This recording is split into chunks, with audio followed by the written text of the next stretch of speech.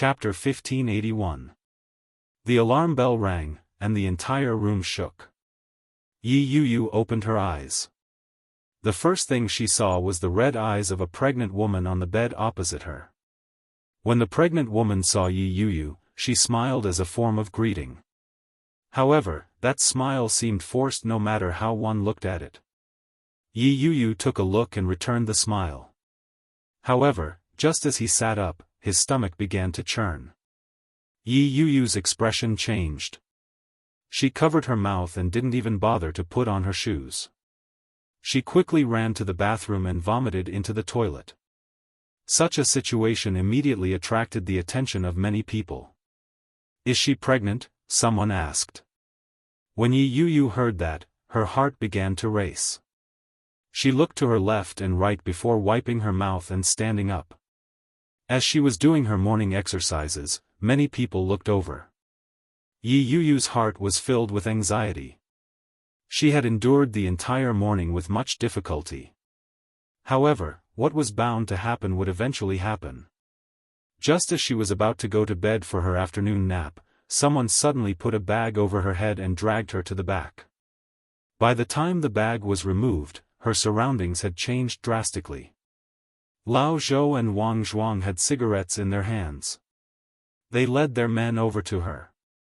Their expressions were unfriendly. Lao Zhou waved her hand behind her. Wang Zhuang and the others instinctively stepped back to make way. Lao Zhou put out her cigarette and walked over to Yi Yu. Yi Yu was a little afraid. She stepped back and asked, "What? What are you trying to do? What can I do? I'm not a man." Lao Zhou laughed. She looked at her stomach and said, "You're pregnant, but your stomach is still so small. You're Yi Yu, aren't you?" Yi Yu's heart skipped a beat. She moved to the side. "You're the Yi Yu who killed Guan Kui, aren't you?" Lao Zhou laughed coldly. "You're quite pretty. I heard that at such a young age, you already knew how to seduce your own sister's fiancé." Yi Yu stared at her warily and asked, "What are you trying to do?" "No, I'm just wondering if you're the one who seduced my brother-in-law, or the one you think is your fiancé." Old Zhou stepped forward and sneered, "She is indeed beautiful. As expected, men will flock to beautiful women. Your fiancé is running errands for you outside. Just looking at him is tiring. If I had such a man, would I still need to play around with women?" Yi Yu was forced into a corner. There was no way out. Yi Yu's heart raced as she stared at Lao Zhou. "I heard that it's fun to play with pregnant women. Yesterday's belly was too big, but your belly is small. Even if you bleed, people will only think that you accidentally miscarried. They won't suspect me, right?" "That's right." Yi Yu bit her lip and clenched her fists tightly as she looked at her. Lao Zhou reached out to grab Yi Yu. Yi Yu couldn't stand it anymore. She screamed, "Help! Li Jinan, save me!" Lao Zhou was taken aback by the sudden scream. She laughed mockingly and said, "Are all women as naive as you? If your screams are of any use, then this lackey of yours is really just a decoration." "The lackey you're talking about is Wang Zhuang?" Yi Yu asked as she looked at her. "Of course. Could it be you?" Lao Zhou laughed coldly and reached out to grab Yi Yu's shoulder. Before she could do so, another hand grabbed her. Chapter 1582. That voice. It was Wang Zhuang. Lao Zhou turned around and saw Wang Zhuang grabbing her arm. Seeing that it was her, Lao Zhou frowned. She looked very unhappy. "What are you doing?" "I should be the one asking you that," Wang Zhuang said. "What do you want to do to her? You know she's pregnant. With such a small belly, she could easily miscarry." When Zhou heard that, it was as if he had heard a joke. He said, "When did you become so kind? She's just a pregnant woman. For her to be locked up here, even the prison guards probably don't know that she's pregnant." I just accidentally messed with her. She's pregnant. What does that have to do with me? Wang Zhuang frowned. She looked very disapproving. You want to miscarry her? Sure. Lao Zhou smiled slyly. It's good that you know. You don't have to say that out loud. Go, stand guard outside. After I'm done with this, I won't have to worry about food and clothing. When you get out, you can come to me anytime. Wang Zhuang laughed coldly. Unfortunately, I can't do something like that. I have a recording pen with me at all times. As she spoke, Wang Zhuang tightened her grip on Lao Zhou's arm. Lao Zhou had not expected Wang Zhuang to say something like that. She was stunned. What do you mean? Wang Zhuang took out a recording pen from the back of her pants. You weren't such a beast before. How did you become like this? Lao Zhou looked at the pen and her expression darkened. She reached out and tried to snatch the pen away. But Wang Zhuang was already prepared. I want to get out. Whether I can get a lighter sentence depends on you, Sister Zhou. Lao Zhou felt that something was wrong. She immediately asked, What do you mean? Just as she said that, they heard a series of orderly footsteps coming from outside. 4 or 5 police officers walked over with guns in both hands. The black muzzles were pointed at them. More specifically, they were pointed at Lao Zhou. Wang Zhuang raised her hands and passed the recording pen to one of the police officers. Sir, I've recorded her intentions. You can listen to it later. It'll be useful. The police officer took it, but he didn't relax. With a wave of his hand, someone immediately came forward to handcuff Wang Zhuang.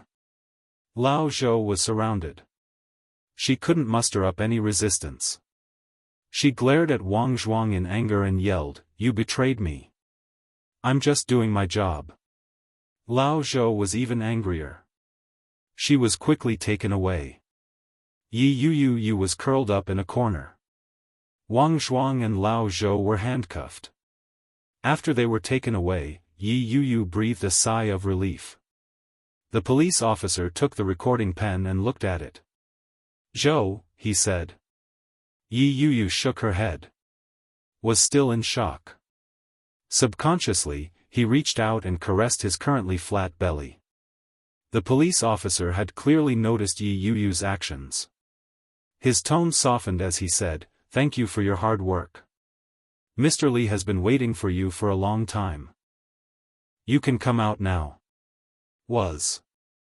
Zhe Yi. Zhou, S Yi Yi S S.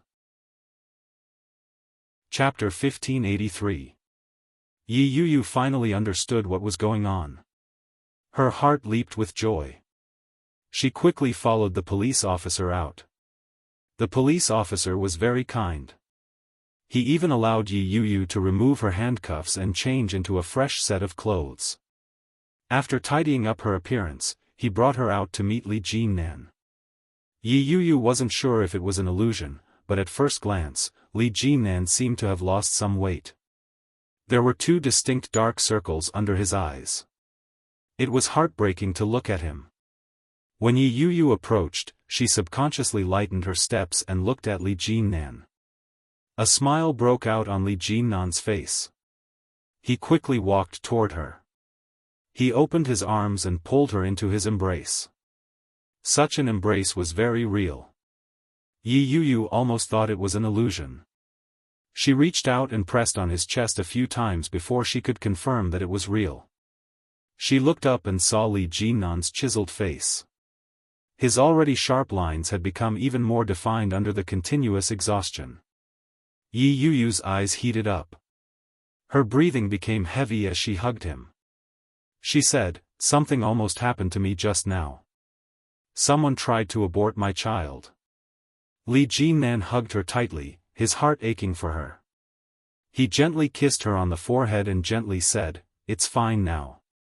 The person has already been arrested and is being interrogated. The results will be out soon. He was probably sent by Guan Yanhong. Yi Yu felt even more aggrieved. Tears welled up in her eyes as she pitifully asked, "Why did he do this to me? I've never wronged him. Whether it was Guan Kui's handicap or her death, it wasn't because of me.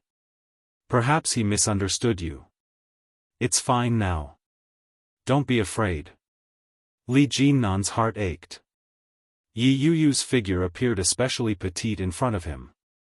It was as if Li Jinnan only needed to use a little more strength to cut her up. Especially in the past few days, Yi Yu had lost at least 5 pounds. Her face, which didn't have much flesh to begin with, was now a little sunken. Yi Yu leaned into his embrace and looked around. In a small voice, she asked, "Why did they send someone to watch me now? And why did they leave me here? Aren't they afraid that I'll run away?" When Li Jinnan heard that, he couldn't help but laugh. "Silly girl, didn't you know that you were released from prison?" Yi Yu was stunned when she heard that. She found it hard to believe. She looked up at him and asked, "Why?" She was now a murderer in the eyes of the people outside. A murderer could be released from prison? No, that's impossible. Is it because I'm pregnant? So, even if I kill someone, I won't have to go to jail? Yi Yu asked with uncertainty. But as soon as she said this, she immediately frowned and said, "But that doesn't make sense. Even if I'm pregnant, I won't be sentenced to death for murder. At least I'll be in jail. Why did I get out of jail? Did you do something?" Li Jinnan shook his head. He looked at her and softly said, "Because the murderer is someone else." Yi Yu's eyes widened. "Is the murderer someone else? Who?" "It's not Guan Kui. The truth should be that Guan Kui committed suicide, but it's hard to prove that." Li Jinnan hugged Yi Yu and said, "But, if the murderer was someone else, it would be easy to explain." Chapter 1584. No, Li Jinnan denied. Li Jinnan denied it. He looked deeply into Yi Yu's eyes. "Is Guan Kui not dead?" Yi Yu asked again. However, such a thing should not have happened. Li Jinnan thought about it for a moment before replying, "It's Shen Luo." He confessed. Yi Yu was shocked. He confessed? Guan Kui was killed by him? Li Jinnan didn't speak. He stared at her. His chiseled features didn't waver in the slightest.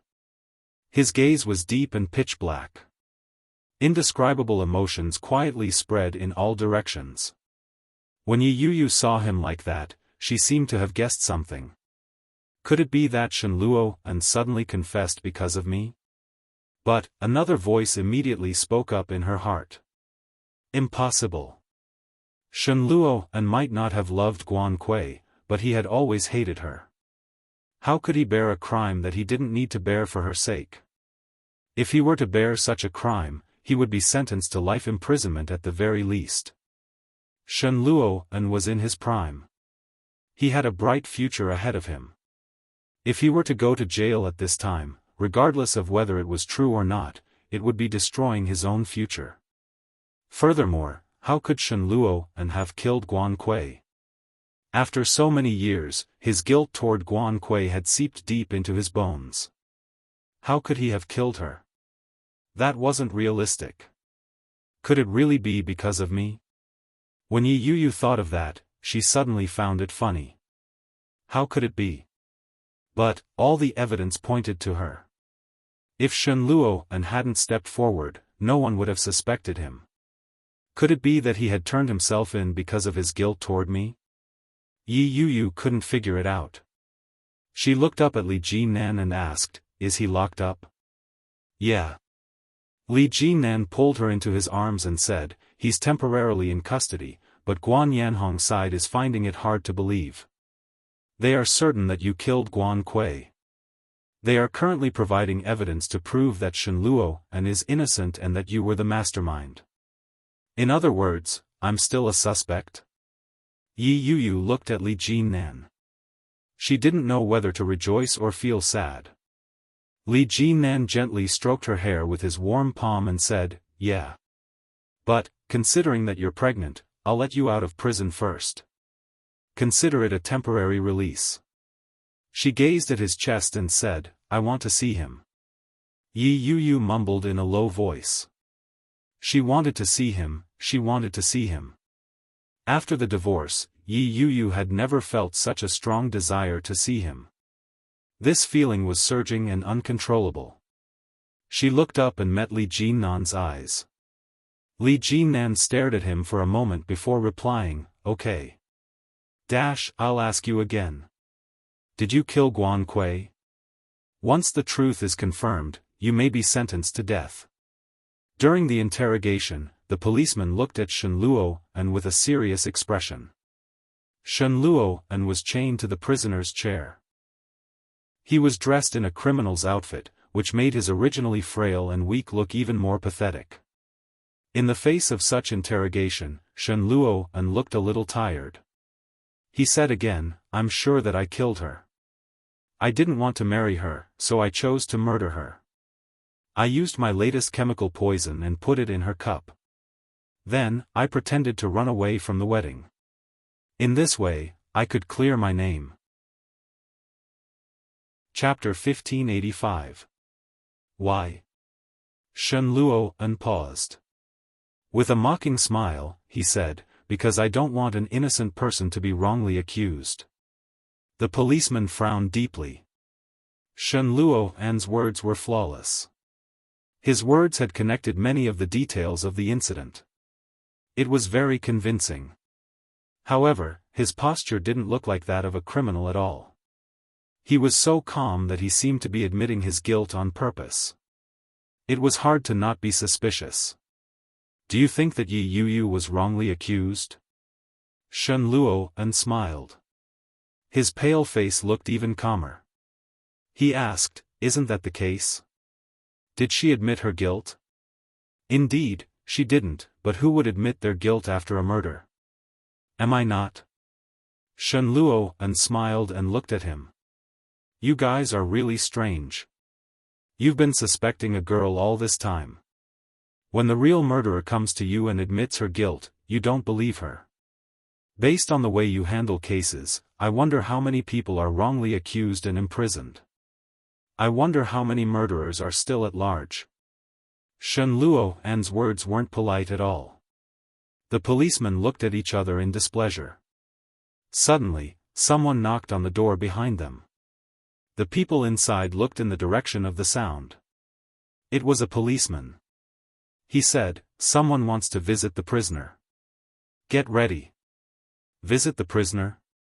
Shen Luo leaned back in his chair and said lazily, "I'm not willing to see just anyone. The people who are here are Yi Yu and Li Jinnan. If you don't want to see them, I'll ask them to go back," the policeman said. The man in front of Shen Luo closed his notebook and stood up. Shen Luo's expression froze. His smile faded a little as he said, "I will." The lighting wasn't good, and the atmosphere was a little dark. Soft voices came from outside, accompanied by light and heavy footsteps. Every sound seemed to be Yi Yu's voice. Shen Luo's heart beat inexplicably faster. He was actually a little nervous. The thought of seeing Yi Yu and Li Jinnan snuggling up to each other didn't sit well with each other. All of a sudden, he had the urge to retreat. Shen Luo looked up and said, "I don't want to see them. Chase them away." But, it was too late. Li Jinnan and Yi Yu had already walked in. When Yi Yu heard that, she stopped in her tracks. Li Jinnan gave her a gentle push and said, "It's too late." After closing the door, Li Jinnan and Yi Yu sat across from Shen Luo. She had known him for more than a decade and had seen him in many different ways. In the past, Shen Luo had always been high and mighty. She had grown up surrounded by praises since she was young, and her attitude was high and mighty. However, she had never thought that she would see him in a prisoner's uniform. Yi Yu felt a pang in her heart. She suddenly felt that things had remained the same, but the people had changed. The glory of the past was gone. Shen Luo took in her expression and felt a little guilty for some reason. For a moment, he was so ashamed that he wanted to find a hole to hide in to avoid her gaze. However, at that moment, Yi Yuyu was right in front of him. He had already missed the best opportunity to escape. He had no choice but to raise his head to look at her. Forcing himself to remain calm, he smiled and said, "You're out.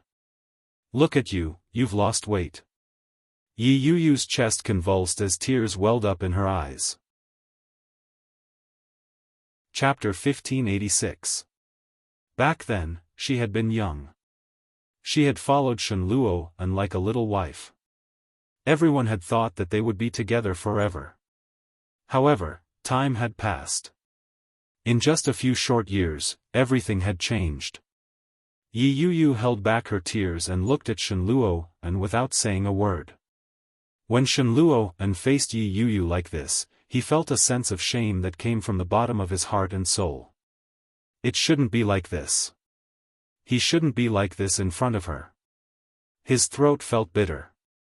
He wanted to say something, but his throat was so sore that he couldn't utter a single word. "Why?" Yi Yuyu's voice was extremely soft. It reverberated in the empty room. Shen Luo met her gaze and chuckled. "Why what? Why are you taking the blame for me?" Yi Yuyu's beautiful eyes reddened. "You weren't the one who did it. Don't be silly. If I hadn't killed her, I wouldn't be sitting here right now. How can you still be so naive?" Shen Luo's nonchalant expression made Yi Yuyu feel even more guilty. She looked at him and choked out, "Guan Kui committed suicide. It has nothing to do with anyone else. You think that Guan Kui committed suicide, but others don't think so." Shen Luo looked at her with an indescribable gentleness. "If you don't give an explanation, Guan Yanhong won't let you off. No, the matter can be investigated. Why are you the one in jail? Be good. Stop it." Shen Luo looked helpless as he said, "You're pregnant. Don't cry." When Yi Yuyu heard that tone of voice that she hadn't heard in a long time, she couldn't hold it in any longer. She covered her face and burst into tears. Li Jinnan was right beside her. He reached out and pulled her into his embrace. A pair of sharp, dark eyes stared straight at Shen Luo. In between, there was only coldness. Shen Luo could clearly sense his hostility and unfriendliness. He smiled bitterly as he looked at the arm holding Yi Yuyu. His heart was filled with complicated emotions. It shouldn't have happened. This girl had once been the most precious treasure in his heart. Back then, under the starry sky, they had laid on the lawn, and they had promised each other for the rest of their lives. However, in a group of three, there was bound to be a loser. He had failed Yi Yuyu and Guan Kui. This shouldn't have happened. Yi Yuyu didn't know how Shen Luo felt. She lay in Li Jinnan's arms, full of indignation. Choking with sobs, she said, "This isn't fair. This has nothing to do with us. Why are we being made to bear the consequences? Guan Kui is mentally ill. Even if she did something extreme, it would be within reason. Why are we being made to bear the consequences? Should kind people be bullied like this?" She didn't want him to go to jail. Even though they had all sorts of misunderstandings over the years. Even though they had a lot of unhappiness in the past. However, he was still Shen Luo. For Yi Yuyu, no matter what, he would always be the brother Luo who loved and cared for her. Even though she had cursed him at the worst time, pointing at the heavens to make him suffer retribution. When the retribution came, Yi Yuyu found it hard to accept. When Shen Luo heard that, the faint smile on his face turned bitter. He said, "You're the kind one, Yuyu. I'm a scum. Dash."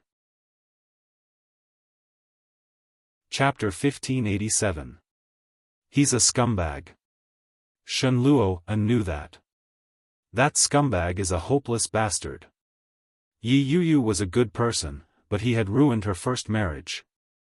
If it weren't for him, Yi Yuyu wouldn't have needed to leave such a stain on her life. If it weren't for him, Guan Kui wouldn't have done such an extreme thing. First, she had jumped off a cliff to frame him. After years of insanity, she had committed suicide on her wedding day. She had left behind a series of inexplicable and incriminating evidence that had trapped the innocent Yi Yuyu. If it weren't for that scumbag, Shen Manting would be living happily at home. She would be carefree and wouldn't leave.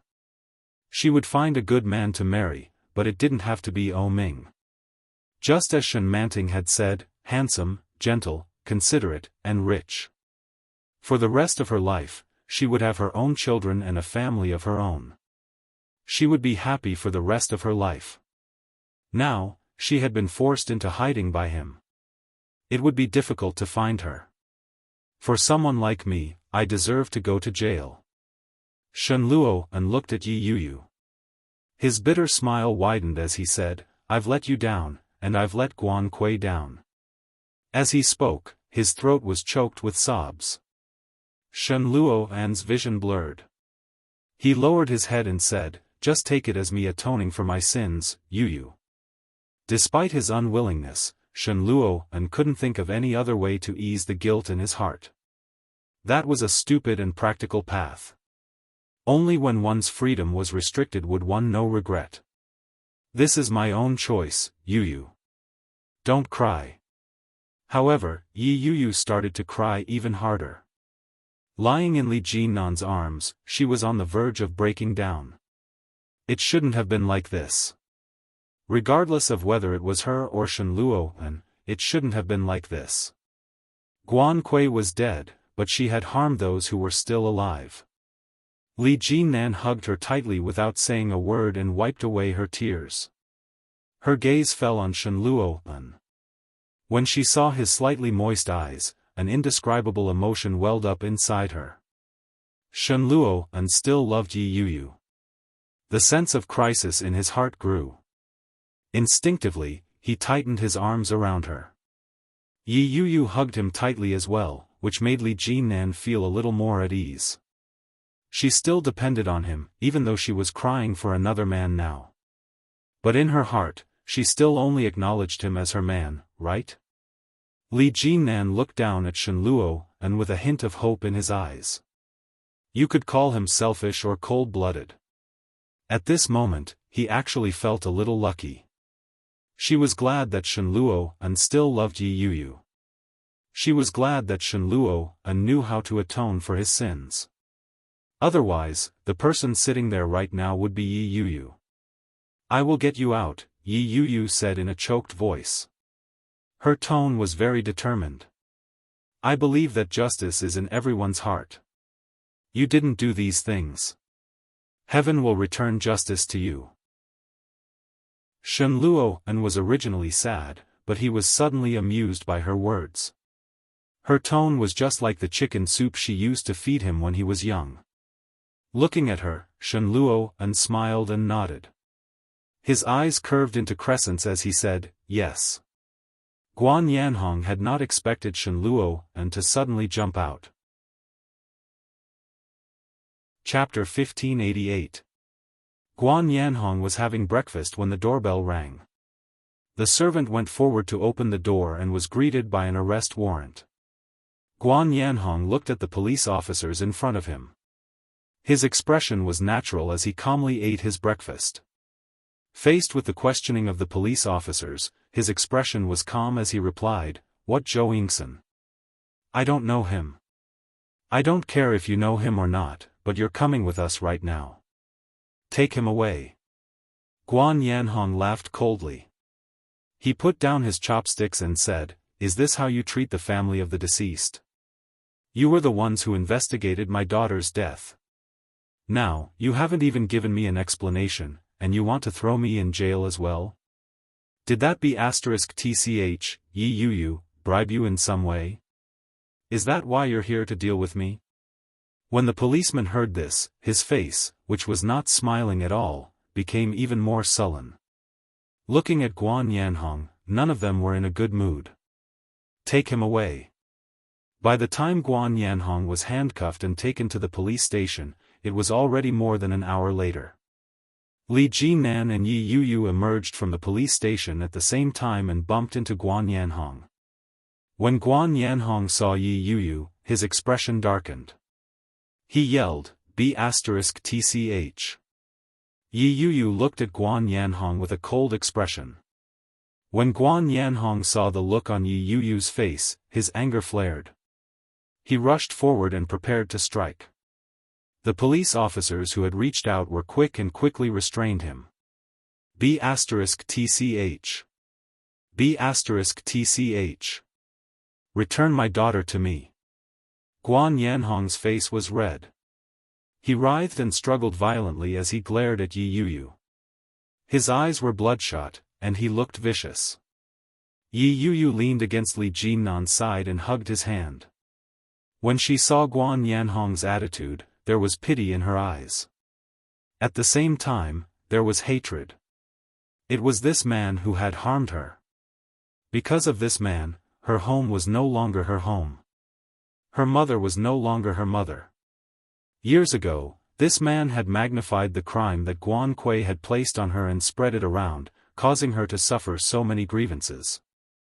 Now, he wanted her to bear the responsibility for Guan Kui's death. How could it be so easy? Yi Yuyu hugged Li Jinnan's arm tightly. Her jaw tightened as she said, "You'll pay the price." When Guan Yanhong heard that, he looked as if he had just heard a joke. Me? You want me to pay? As he spoke, his body twisted even more violently. What did my daughter do wrong? You killed my daughter, and now you're threatening me with such words. Do you really think that there's no one left in the Guan family? The last thing I, Guan Yanhong, regret doing in this life is getting you and your daughter involved. Bah! A lowly bastard is a lowly bastard that can't be shown in public. Watch your mouth, this is the police station. A police officer beside Guan Yanhong bellowed angrily and pushed him to the side of the table. Guan Yanhong had never suffered such humiliation before. He struggled but was firmly suppressed. He was so angry that he laughed instead. What benefits did that bastard give you? I'll give you double. She was the one who killed my daughter. Why should she be released? She must pay the price. Shut him up. He's so noisy. Yes.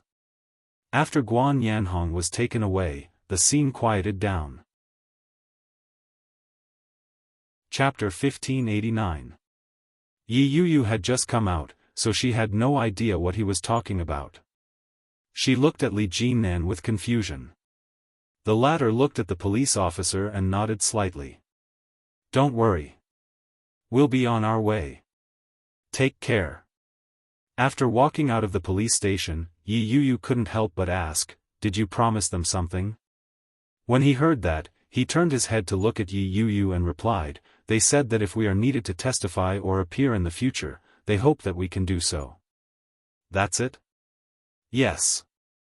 Li Jinan reached out and pulled her into his embrace. He placed his hand on her abdomen and said, that's it. Are you tired? The next second, he changed the topic. Yi Yuyu had a feeling that things weren't as simple as they seemed. However, he really did not have the energy to continue interrogating. She leaned on his arm and narrowed her eyes as she replied, I'm tired. I'll carry you. No need. Did you drive here? Yes. Li Jinan hugged her and planted a gentle kiss on the side of her face. We're almost there. I'll take you back to get some rest. Take a bath and then have a good sleep. I don't want to shower. Yi Yuyu was exhausted. She closed her eyes and didn't want to open them. Being relied on like that, Li Jinnan's heart, which had been hanging in the air for the past few days, suddenly felt as if the dust had settled. This feeling was comfortable. Finally, he didn't have to worry about her going to jail. He finally didn't have to worry about losing her. Li Jinnan's heart warmed up. Lowering his head, Li Jinnan captured her lips and took a deep breath. Yi Yuyu was shocked by his enthusiasm. She opened her eyes and looked at him in a daze. When Li Jinnan saw that, the corners of his mouth turned up slightly. He gently said, "Be good. I'll carry you back." As he spoke, he had already picked her up. Yi Yuyu's heart skipped a beat. Like a sloth, she hugged Li Jinnan securely. "What are you doing? You scared me." Yi Yuyu smacked him reproachfully and said in a sweet voice, "I already said I don't want you to hug me. Everyone is watching." Li Jinnan looked around and realized that quite a few people were looking in their direction. "So what? So what? I've seen it. I've seen my own woman. What's wrong with that?" His blunt words caused Yi Yuyu's face to heat up. She retorted, "You really dare to say that? Why not?" Li Jinnan strode toward his car. He leaned over and whispered, "I'll help you bathe when we get back." "You sleep." "No, I don't want to wash." "You have to wash it," Li Jinnan said softly. "I'll help you wash it. It doesn't matter if you wash it tomorrow or the day after, but you have to wash it today. Otherwise, it will be inauspicious." "Inauspicious?" Yi Yuyu was a little surprised. "Why?" "There's a baleful aura in the prison. After you enter, the baleful aura will follow you. You can't wear the clothes you're wearing in the prison. Now that you've changed, you need to take a bath and cleanse yourself. Otherwise, bad luck will follow you." She wrapped her arms around his neck and laughed mischievously. "I didn't expect you to believe in such things. For this kind of thing, I'd rather believe it exists than not." Li Jinnan walked steadily. "Then you still dare to hug me? Aren't you afraid that my bad luck will come to you?" Chapter 1590. Where do you get your confidence from? Yi Yuyu couldn't help but retort. "How do you know they won't like someone as tall and strong as you?" Li Jinnan was deep in thought. After a long while, he said, "Even if they do, I already have a woman. I won't fall for them. What if they're prettier than me?" Li Jinnan was in a difficult position. He furrowed his brows and said, "Then, I'll have to." When Yi Yuyu saw that he was deep in thought, she grew angry. She punched him and asked, "What are you trying to do?" "In that case, I'll have to appear taller and stronger. If they can't stand it, they'll probably stop bothering me." Yi Yuyu turned her head away and harumphed. She refused to look at him. Li Jinnan chuckled. When he saw his car in the distance, he said, "Feel my pocket for the car keys." Yi Yuyu continued to ignore him. She reached her hand into his trouser pocket. However, Li Jinnan had greatly overestimated his self-control. When Yi Yuyu's soft hand reached into his pocket and touched his thigh, it felt like an electric current was running through his body.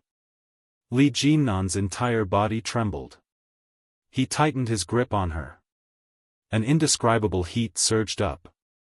Li Jinnan's Adam's apple bobbed up and down. His mouth went dry. Yi Yuyu was oblivious. She picked up the car keys and held them in her hand. He used the remote control to open the car door and placed Yi Yuyu in the passenger seat. He walked over to the driver's seat. He didn't even have time to fasten his seatbelt. He turned his head and looked at his woman. Li Jinnan's gaze was too passionate. When Yi Yuyu saw it, her hair stood on end. She stammered, "What? What are you trying to do?" However, Li Jinnan had no intention of explaining himself at all. He leaned over slightly and encircled her in the passenger seat. With one hand holding her head, he lowered his head and kissed her on the lips. He couldn't help himself. Li Jinnan wanted nothing more than to caress her right there and then to relieve the anxiety that had been building up over the past few days. However, rationality quickly stopped him. Li Jinnan seemed to have used up all his strength. He suddenly released her and returned to his seat. Yi Yuyu didn't have time to react. She had gone from passively accepting to passively letting go. She had been in a daze the entire time. She turned her head and saw that Li Jinnan had already fastened his seatbelt. Then, he reached his hand out to her. Yi Yuyu widened her eyes and looked at him. Li Jinnan's movements paused for a moment. Then, the line of his jaw tightened even more before he leaned forward. Just as she thought that he was going to do something else to her, he reached behind her and unbuckled her seatbelt. Li Jinnan started the car with a light click. Their current location wasn't close to Li Jinnan's current residence. Yi Yuyu leaned against the back of the chair and drifted off to sleep. Li Jinnan had originally been anxious to go back, but when he saw that she had fallen asleep, his eagerness to go back gradually faded. He reduced the speed of the car and made it more stable. After about 20 minutes, the car finally stopped. He parked the car in the courtyard and carefully carried Yi Yuyu out. Yi Yuyu was probably exhausted. Even after being carried, she didn't seem to have any intention of waking up. Li Jinnan carried her and keyed in the passcode. Just as he was about to walk into the room. Chapter 1591. Li Jinnan stopped in his tracks and lowered his head to look at the woman in his arms. Yi Yuyu's eyes were closed. Her head was resting on his arm and tilted up slightly. Her red lips were slightly pursed, and her dark eyes were tightly shut. There wasn't the slightest bit of emotion. It was as if what she had said earlier had been nothing more than a dream. Li Jinnan looked at her, and the corners of his lips turned up slightly. He walked in and carried her into the room. Enunciating each word, he asked, "When do you want to marry me?" Yi Yuyu's eyes opened a slit. There was an indescribable layer of mist in her bright eyes. Li Jinnan placed her on the edge of the bed. He cupped her face and kissed her gently. "As long as you want me to, I'll do it any time." Yi Yuyu lowered her head slightly and softly said, "I'm pregnant." The smile on Li Jinnan's face widened as he replied, "I know. You know. So? Are you going to marry me or not? When are you going to marry me?" Yi Yuyu was a little anxious, but she couldn't bring herself to say such a thing. Looking at the sparkling eyes of the man in front of her, Yi Yuyu didn't say anything. She gently pushed him away and said, "I'm going to take a shower." Li Jinnan didn't let her go. He pulled her into his arms and asked, "And then? That's it?" Yi Yuyu was annoyed. "What do you mean by then? You already know that I'm pregnant. Shouldn't you at least express something?" "Express what?" Li Jinnan laughed. As if by magic, he pulled out a ring from his pocket. It was the diamond ring that the two of them had bought together some time ago. When they were locked up, it had been confiscated by the police. When she saw the diamond ring, Yi Yuyu's eyes widened. She reached out her hand to take it. However, Li Jinnan immediately dodged and held her hand. His almond-shaped eyes were smiling mischievously. His gaze was deep and dark as he said, "Since you're already the mother of the child, you can be the third Mrs. Li in the future. I'll treat you well." When Yi Yuyu heard that, she became unwilling. She pushed him away and angrily said, "Go to hell. I'm not." "Then, you'll be my third Mrs. Li in the future?" Li Jinnan leaned closer to her and whispered, "You'll be my child's mother while you're at it." In other words, it was much more pleasing to the ear. When Yi Yuyu heard that, she couldn't help but smile. But, when she met Li Jinnan's gaze, she didn't want him to be complacent. She then pushed him away and said, "Go away, I'm going to take a bath. I'll help you." Li Jinnan held her hand and gently slid the diamond ring onto the ring finger of her left hand. The ring was still warm from his kiss. In an instant it was as if a fire had been lit in Yi Yuyu's chest. It was scorching hot and uncontrollable. Yi Yuyu looked at the diamond ring. The smile on her face deepened. Li Jinan looked at her smiling face and couldn't help himself. He interlocked his fingers with hers and stretched them out to the sides. The tip of his nose touched the tip of her nose and his lips pressed against hers. He couldn't hold back his smile. She touched his hand lightly. He picked her up and said, "Let's go." Yi Yu exclaimed, and her smile widened. She wrapped her arms around his neck and locked her legs around him. He placed her in the dry bathtub and reached out to help her take off her clothes. Yi Yu pushed his hand away.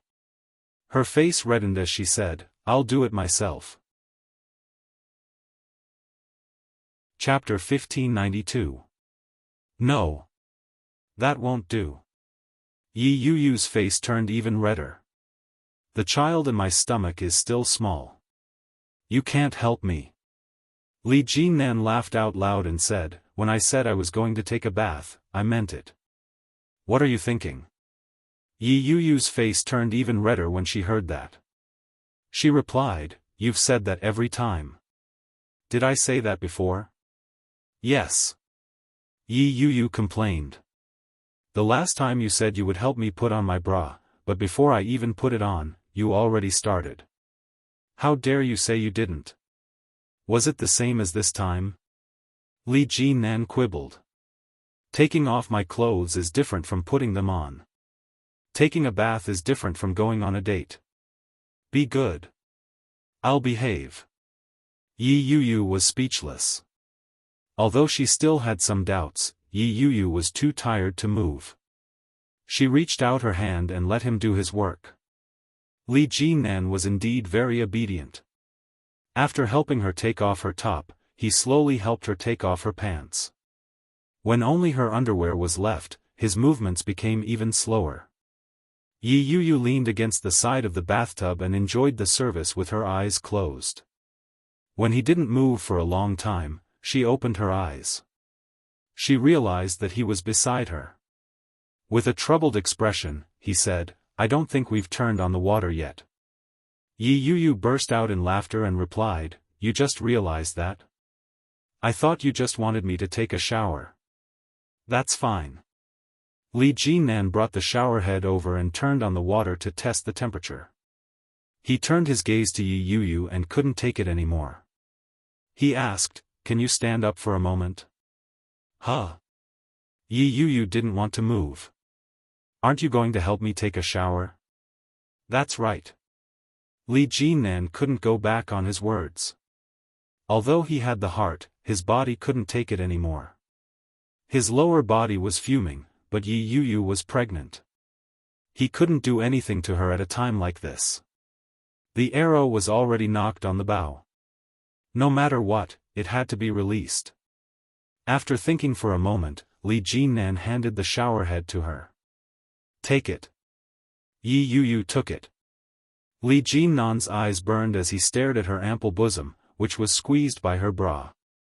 His cheeks began to burn. With a light cough, Li Jinan hugged her and reached behind her to unbutton her blouse. Almost at the same time, the snow-white face bounced out. Li Jinan couldn't take it anymore. He looked down, and his body was swollen to the point of pain. Yi Yu could tell that he was uncomfortable. She chuckled and said, "Weren't you the one who suggested it? Why are you dropping the ball now?" As he spoke, he poured hot water on himself. Her originally snow-white and delicate skin became even whiter and more alluring as the water droplets rolled down her skin. How could Li Jinan let her down? He reached out and tugged at her underwear. But at this moment, he couldn't take it anymore and said, "You wash yourself." Yi Yu laughed out loud. Just as Li Jinan was about to stand up, she grabbed his hand. Li Jinan turned his head to look at her, but Yi Yu continued to pour water over her body. She whispered, "Let's bathe together. Give me a massage. I'm afraid I can't take it." "You're pregnant." "It's all right." Yi Yu's face turned even redder. "Be gentler." For a man, that was a huge temptation. Li Jinan was starting to waver.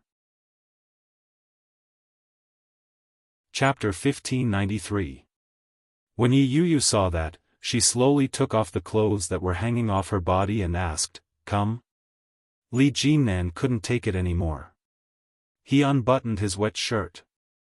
He tossed the wet shirt to the side and pressed his tall body into the bathtub. The bathtub was a double bathtub, and it was very spacious. The water was flowing. Li Jinnan waved his hand, and hot water flowed in from the 8 inlets on all sides. Yi Yu leaned back. The shower head in her hand was running at a high rate. Very quickly, Li Jinnan was completely soaked. She reached out to his belt buckle and said, "Take off your pants, too." Her slender hand slowly moved down the belt buckle. Yi Yu's upper body was pressed against his naked upper body. Her voice was very seductive as she whispered, "I missed you." Li Jinnan's body sank down. His lips sucked on her earlobe as he murmured, "I missed you too." Yi Yu hugged him and tilted her head up with pleasure. Her eyes narrowed as a comfortable sound came from her throat. It was very light, like a gentle spring breeze. The fire burned with an uncontrollable heat. However, the heat didn't last long. Li Jinnan's lips gradually moved away from her earlobe. He panted uncomfortably as he whispered, "We can't do it here.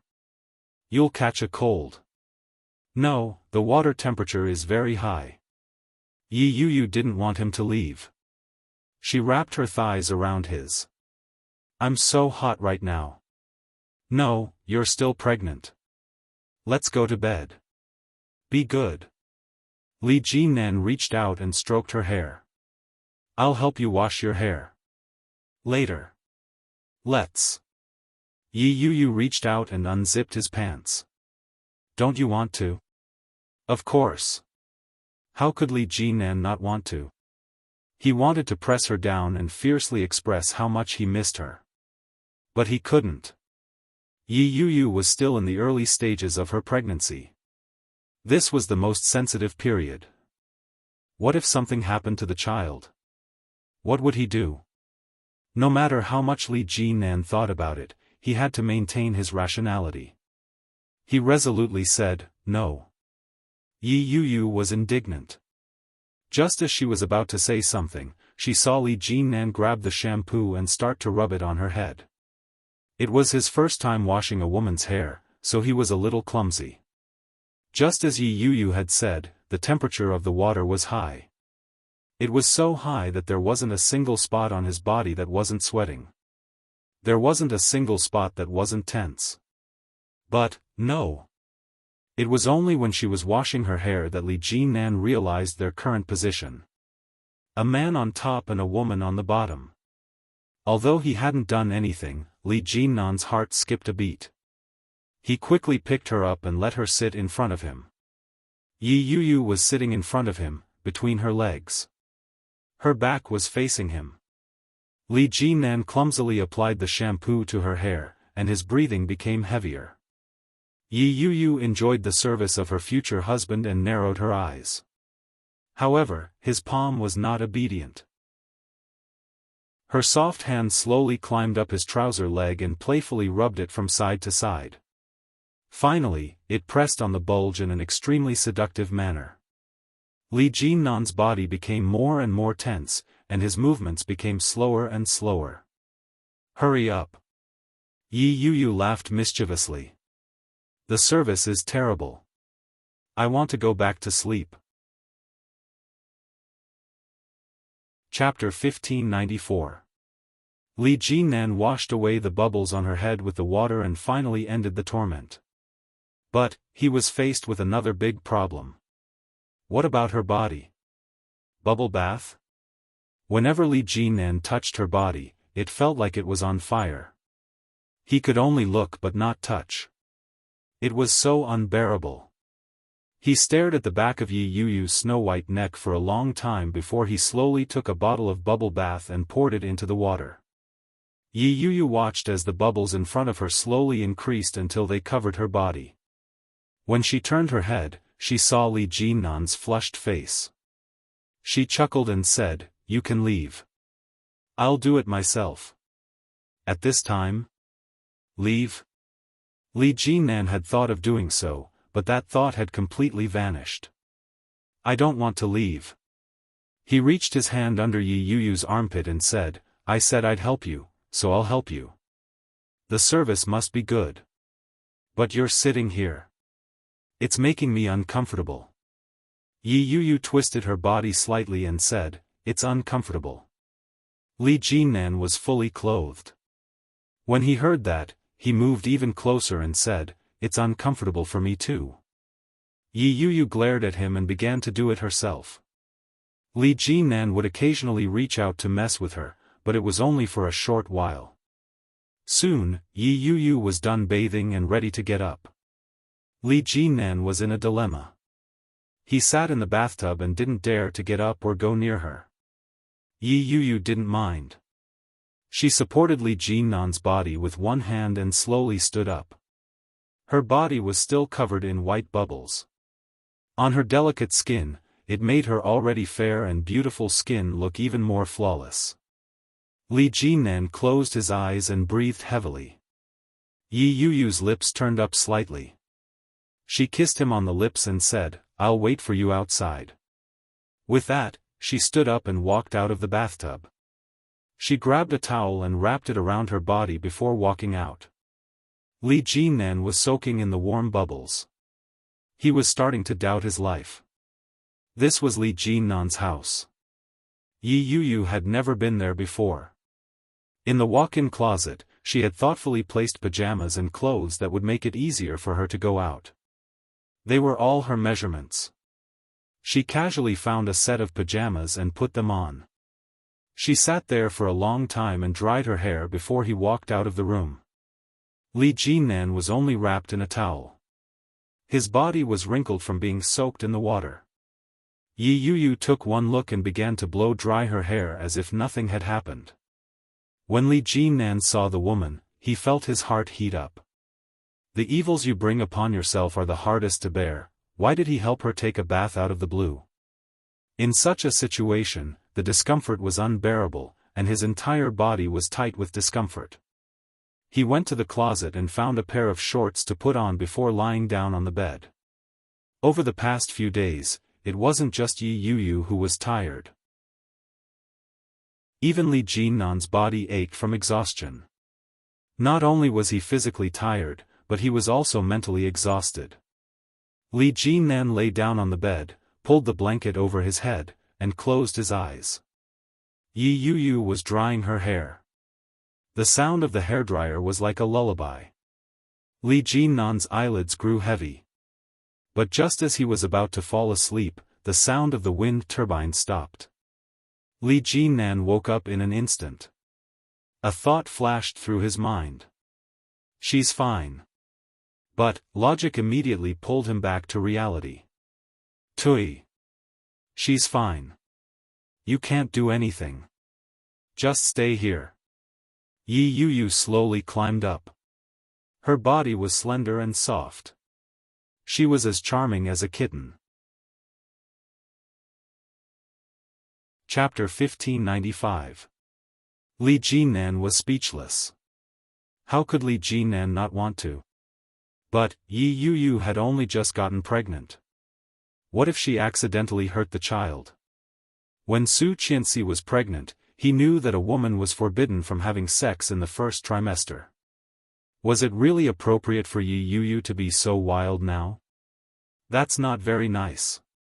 Li Jinnan couldn't bring himself to do it. He had a nagging feeling that he would hurt the child. This child was not as simple as their first child. He wanted to use him as a bargaining chip to negotiate with Qin Shuhua. Unexpectedly, Yi Yuyu opened her watery eyes and looked at him with a serious expression. She called out, Li Jinnan. Li Jinnan's brows furrowed when he heard his name being called out so suddenly. He looked at her and responded with the same solemn tone. Yi Yuyu looked at Li Jinnan with a pained expression and said, Don't tell me. Li Jinnan had a bad feeling about this. He raised his eyebrows and asked, What? Don't tell me that you've been too tired lately and can't do it anymore? Li Jinnan's face darkened when he heard that. I knew it wouldn't be anything good. He narrowed his eyes dangerously as he looked at Yi Yu. Suddenly, he lowered his body and pressed his lower body against hers. He asked, "Can't do it anymore?" Yi Yu could feel it. Her face reddened. She looked at him with a straight face and said, "Otherwise, why would you? You're already in this state. Why aren't you?" Ugh! Before Yi Yu could finish her sentence, Li Jinan sealed her lips. At the same time, his large, frenzied hands began to move. In an instant, the thin material of her clothing was ripped apart. The ferocious attack frightened Yi Yu. She hugged him and said, "Gently." Gently, Li Jinan knew that, but his pride had been challenged, and his rationality had begun to run away from him. He propped himself up and protected her safely under his body. There wasn't the slightest bit of gravity on her body. However, his hands didn't stop moving. Yi Yu was a little afraid. She cursed silently in her heart. Originally, she had only wanted to let him have his way when she saw how uncomfortable he was. In the early stages of pregnancy, as long as he didn't move too aggressively, everything was fine. She hadn't expected him to be so direct. Just as she was deep in thought, Li Jinan had already lifted her leg up and was gently stroking it. "Yeah." Yi Yu hummed softly and narrowed her eyes. His body suddenly felt heavy, and the feeling of being filled came one after another. Li Jinan didn't dare to use too much force, but he also didn't dare to hold back. He took a deep breath and panted slightly. "Relax." Yi Yu turned her head away and said, "Be gentler." Li Jinan was starting to think of backing out. But if he retreated now, his body would feel extremely uncomfortable. Restraining himself from moving slowly, Li Jinan's patience seemed to have reached its limit in an instant. He gritted his teeth and said, "You vixen." Yi Yu bit her lower lip and let out a soft groan. Her heart, which hadn't been nourished in a long time, was suddenly comforted. She clung to him and panted lightly as she said, "I'm doing this for your own good." Humph. Li Jinan restrained himself and slowly straightened up. In a hoarse voice, he said, "You're trying to make me feel worse." Hurry up. Chapter 1596. Yi Yu didn't realize that she was torturing her man. Instead, she was enjoying it. She hugged him and sang softly. Noon passed quickly. Fortunately, Li Jinnan's self-control was amazing, so she didn't toss and turn. Yi Yu leaned lazily in his arms and breathed evenly. Her body was curled up like a lazy cat. She must be a demon sent by heaven to torture me. Li Jinnan looked at the black hair of the woman in his arms, and his thoughts gradually drifted away. Tang Sanzang had brought a group of male demons to the west to obtain Buddhist scriptures. Along the way, they had encountered all kinds of strange things. It was inevitable that they would feel tired on such a journey. Even if Tang Sanzang was a monk, he was inevitably a human. Since he was a mortal, he couldn't escape the emotions of love, anger, sorrow, joy, and lust. Along the way, so many female demons had tried to seduce him. Could he really be free of lust?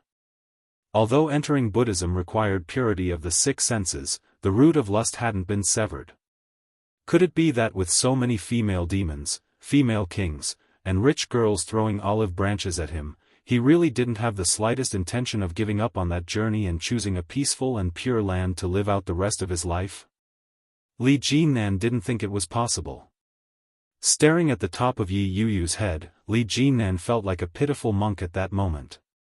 He had been seduced by a female demon, but he was also bound by the precepts. He couldn't act presumptuously. He could only look at her pitifully and feel his heart itch. With a light sigh, Li Jinnan hugged Yi Yu and fell into a deep sleep. After some time, Li Jinnan felt an itch on his face.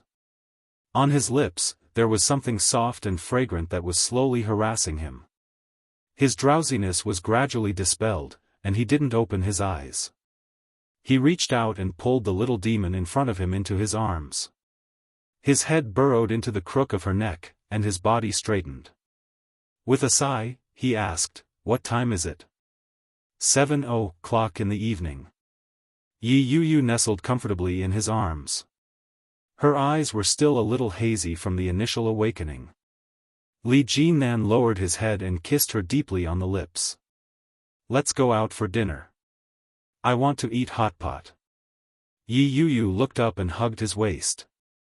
"Eat something spicy." "Eating hot pot in such hot weather?"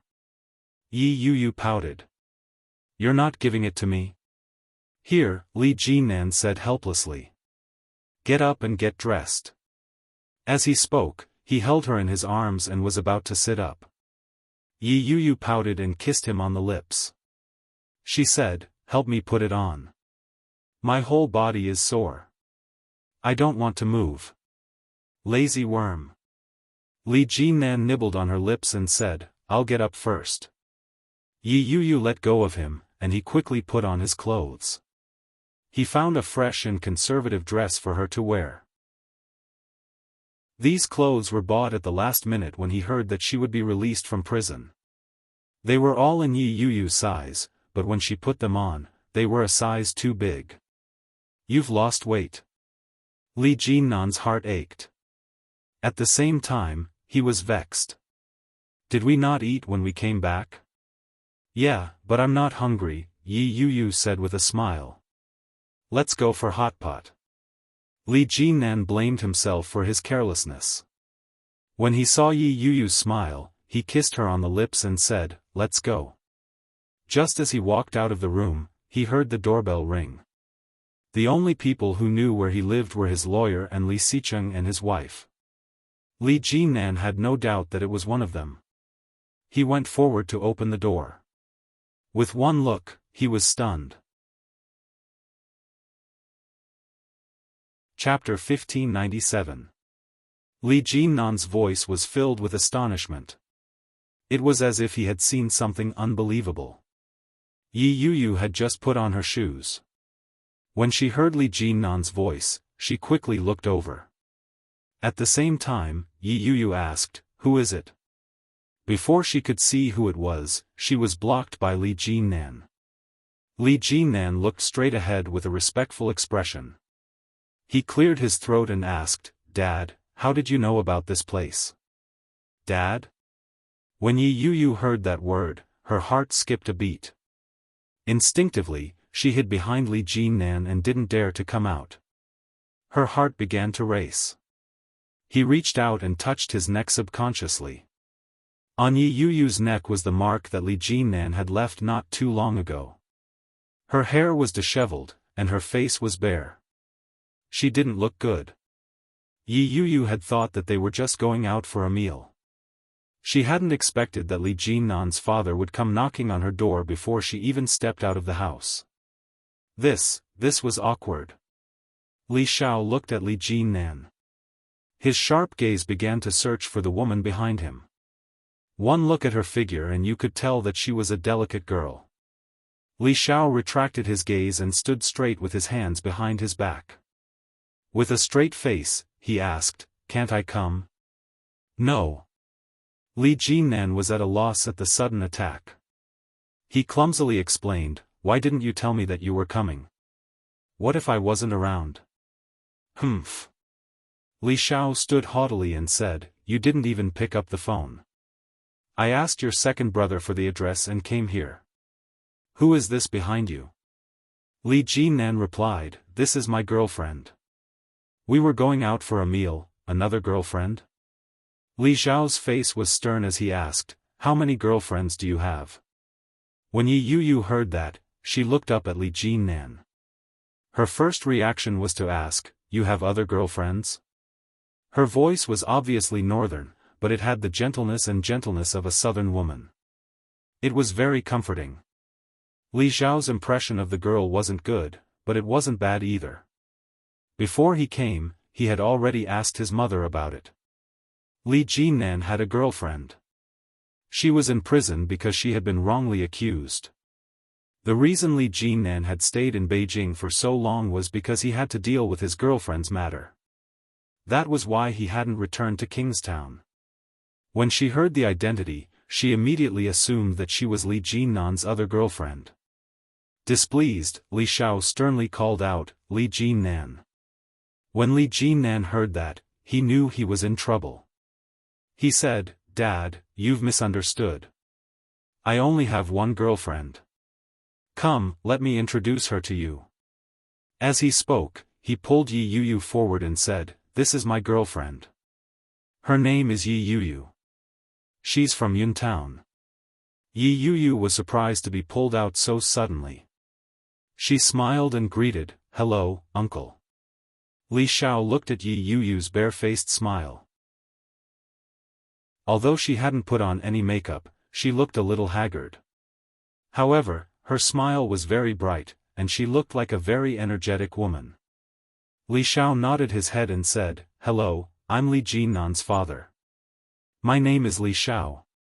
Yi Yuyu didn't know how to respond to such a serious self-introduction. Chapter 1598. Li Xiao did not stand on ceremony and directly walked in. Li Jinnan didn't stay there often. Coupled with the fact that he had been very busy recently, the living room was a little messy. Yi Yuyu was a little embarrassed and replied, "I haven't had time to clean up yet." "Uncle, please make do with it." Li Xiao looked around and said, "It doesn't matter. I won't be staying here anymore anyway." For a moment, Yi Yuyu didn't understand what he meant. All she could do was look at him pleadingly. Li Jinnan walked up and softly said, "Don't be afraid. My father isn't fierce." He wasn't fierce. But with just one look, it gave off a very oppressive feeling. It was just like when she had just gotten to know Li Jinnan. It made her feel distant and cold. Yi Yuyu pouted and glanced at Li Xiao.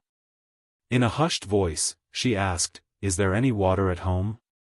Are you afraid of my father?" Li Jinnan chuckled with a mischievous look in his eyes. "Am I scarier or is my father scarier?" When Yi Yuyu saw his teasing expression, she felt a little annoyed. She pinched his arm and said, "Stop fooling around. Your father is watching. I'll go see if there's any water." With that, Yi Yuyu turned to leave.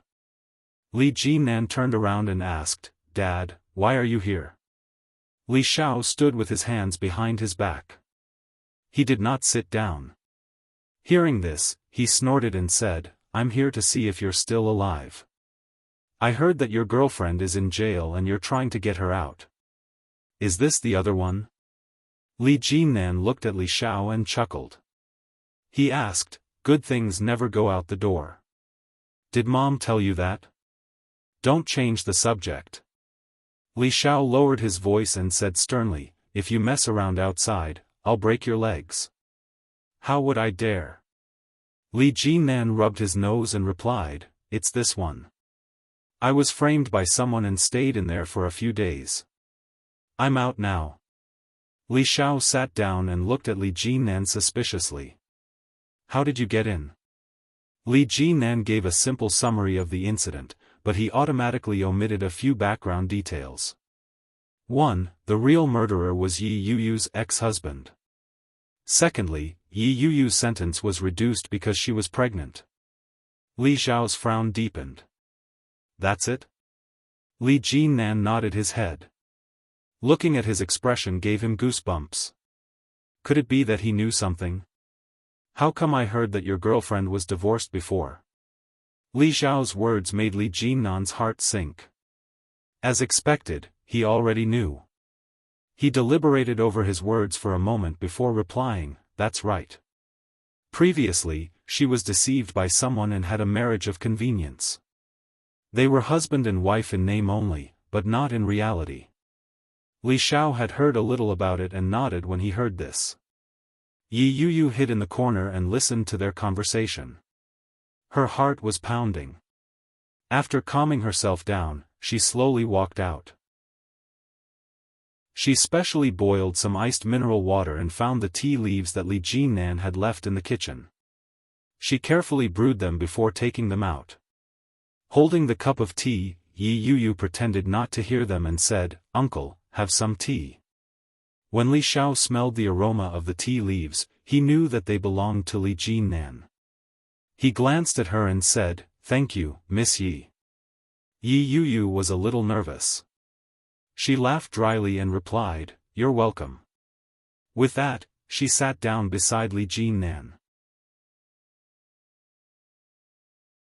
Chapter 1599. The atmosphere was quiet for a moment. Yi Yuyu's body was tense, and she was extremely nervous.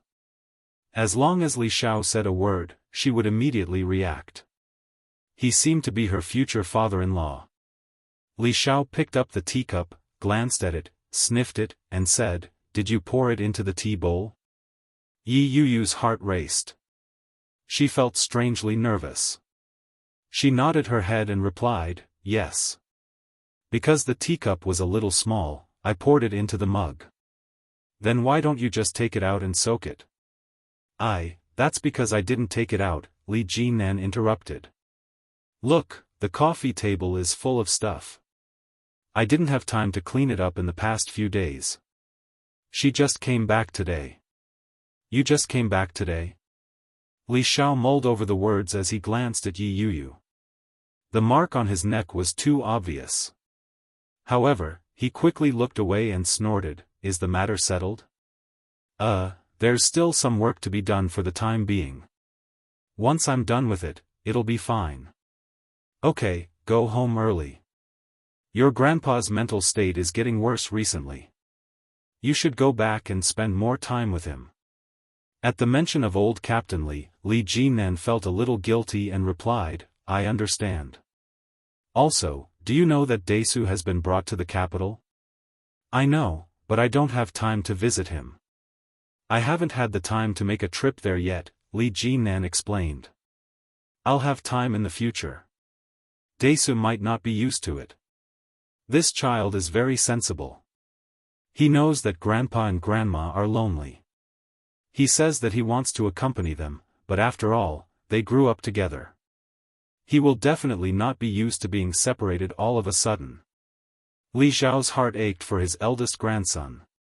He looked at Li Jinnan and said, "This child is close to you. If you're free, go visit him more often. That way, I won't have any objections to you staying in the capital as long as you want." He scratched his head and said, "I'm afraid I'll have to stay in the capital for a few more days. But, I can't stay much longer. The air in the capital is too bad, and there are too many people. Kingstown is still the best. It's good for the adults, and it's also good for the children." When Yi Yuyu heard that, her heart skipped a beat. She immediately nudged him. When Li Xiao heard this, his eyes flashed and he said, "A child?"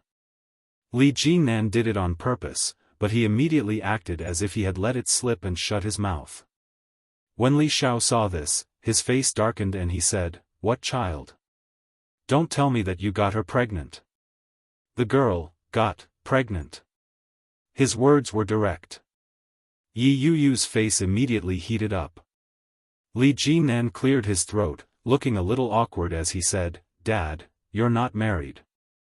Do you know that?" Li Xiao's face darkened. "Pregnant before marriage? What's going on? What's going on?" Act first and report later. On the surface, he put on an innocent expression and said, "Dad, I'm already so old. I have a girlfriend. It's normal for me to be pregnant. Is there anything wrong with that?" "You bastard." Li Xiao finally understood. This brat was doing it on purpose. Enraged, Li Xiao slammed the cup on the coffee table and said, "If you do this, the reputation of the young lady will be ruined. Don't you have any sense of propriety? No matter how impatient you are, you should at least take precautions." Li Jinnan didn't dare to say another word, but he was secretly delighted. Chapter 1600. Yi Yuyu was feeling extremely awkward. She lowered her head and didn't dare to say a word. She nudged Li Jinnan, and he immediately snapped out of it. He said honestly, I was wrong. When Li Xiao saw how Li Jinnan was admitting his mistake, he suddenly couldn't vent the anger in his belly. He was his son, after all. Li Xiao knew him all too well. From the looks of it, it was clear that his plan had worked. Li Xiao felt uncomfortable no matter how he thought about it. It was highly likely that Li Jinnan had done this on purpose. After all, given Yi Yuyu's current situation, even he found it hard to accept, much less Qin Shuhua. Not only had she been divorced, but she had also been imprisoned. Even though it was said that she had been framed, who knew what had really happened? So, this fellow had come to act first and report later because he understood them? You little rascal. Li Xiao was enraged when he thought of that. He said, you little rascal. You've got guts. Li Jinnan didn't say a word. He didn't dare make a sound. Li Xiao couldn't vent his anger. He looked at Yi Yuyu again. At that moment, Yi Yuyu was sitting quietly beside Li Jinnan. When her eyes met Li Xiao's, Yi Yuyu looked up to meet his gaze. He seemed a little embarrassed, but he still smiled and quickly looked away. It was obvious that this girl wasn't exactly gutsy, but she had a rather obedient personality. Li Xiao suppressed the anger in his heart and asked, have you eaten? Not yet. I was just about to head out to eat when you came. Why don't we eat together? Li Jinnan felt that he had never been so ingratiating before. But, he was in a disadvantageous position. Li Xiao was the father. As a son, he had to curry favor with his superior first. Li Xiao looked at him and asked, shouldn't I? I should. I should. Li Jinnan was extremely unambitious as he said, let's go then. Dad, what do you want to eat? You have to ask the lady. Li Xiao replied. Yi Yuyu was implicated.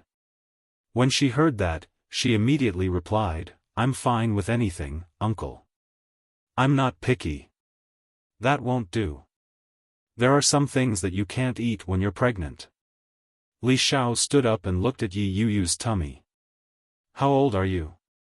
Yi Yuyu was stunned. Without thinking, she replied, 26. No, I haven't gone for a checkup yet. Li Xiao nodded. No matter what, don't overwork yourself, and don't eat carelessly. With that, Li Xiao looked at Li Jinnan and turned to leave in a huff. Li Jinnan felt a little helpless and secretly laughed. He reached out to tug at Yi Yuyu and said, come on. Let's go eat. Yi Yuyu's heart was pounding. She tilted her head and softly asked, is your father unhappy? It's okay, Li Jinnan whispered into her ear. There will be plenty of unhappy times in the future. You'll slowly get used to it. Yi Yuyu wanted to laugh and worry at the same time. She raised her hand and patted him, saying, stop fooling around. Does your father not like people like me who get pregnant before marriage? There are many things he doesn't like. He'll get used to it slowly. Yi Yuyu was speechless. Li Xiao had already walked out of the door. He turned around and saw that they were still whispering behind him. He snorted and said, what are you doing? Don't you want to eat? Eat. We'll be right there. Li Jinnan pulled Yi Yuyu along and whispered, don't be afraid. Let's go. Yi Yuyu was perturbed. She had just walked out of the door with Li Jinnan when her phone rang. Chapter 1601. The contact Yi Yuyu had left for Yi Tian on her phone was the same one she had made before. There was only one word, Mom. In the past, she had thought that Yi Tian might have favored her new family more. Therefore, she had merely lacked some love and care for herself. After all, everyone had their own lives to live. After the incident with Guan Kui, however, Yi Yuyu's heart had turned completely cold. Yi Tian had treated Guan Kui as her own daughter, but she had an indescribable sense of alienation toward her biological daughter. She had treated her like a mother, but what did she take her for? Her heart had turned completely cold. She looked at the phone that kept ringing. The word on it was extremely ironic. Yi Yuyu pressed the mute button. She had no intention of answering the call. She stuffed the phone into her handbag. Li Jinan glanced at it and asked, "Why aren't you answering it?" "There's no need to answer it," Yi Yuyu said. There was indeed no need to answer it. Guan Yanhong was suspected of having instigated Lao Zhou to cause her miscarriage. Just this suspicion alone was enough for Guan Yanhong to spend a few days in jail. No matter how resourceful he was, he still had to go through the process. Yi Tian was probably about to call Yi Yuyu. She probably wanted Yi Yuyu to explain the situation as a misunderstanding so that she could get Guan Yanhong out on her own. Based on Yi Tian's personality, she would definitely do something like that. Yi Yuyu's heart turned even colder. She stood shoulder to shoulder with Li Jinan. As she looked at Li Xiao, who was walking in front of her, Yi Yuyu felt as if a lifetime had passed. Things remained the same, but the people had changed. In the past, she would never have imagined that she would be involved with someone like Li Jinan. She would never have imagined that she would one day be pregnant with another man's child other than Shenluo An's. She instinctively reached out to touch her tummy. Yi Yuyu tightened her grip on Li Jinan's hand and asked in a low voice, "What does your father like to eat?" "He likes home-cooked food," Li Jinan replied softly. "He might not be used to the food from the north. I don't know what to bring him to eat." Yi Yuyu nodded her head when she heard that. She looked at the time and said regretfully, "It's getting late. It's almost 8 p.m. I'm guessing the supermarkets are all closed. Otherwise, it would be better to make something ourselves." "It's okay. We'll be family sooner or later. You don't have to be so polite. What do you want to eat?" Li Jinan looked at Yi Yuyu's tummy and smiled in relief. "I heard that pregnant women are very picky with their food.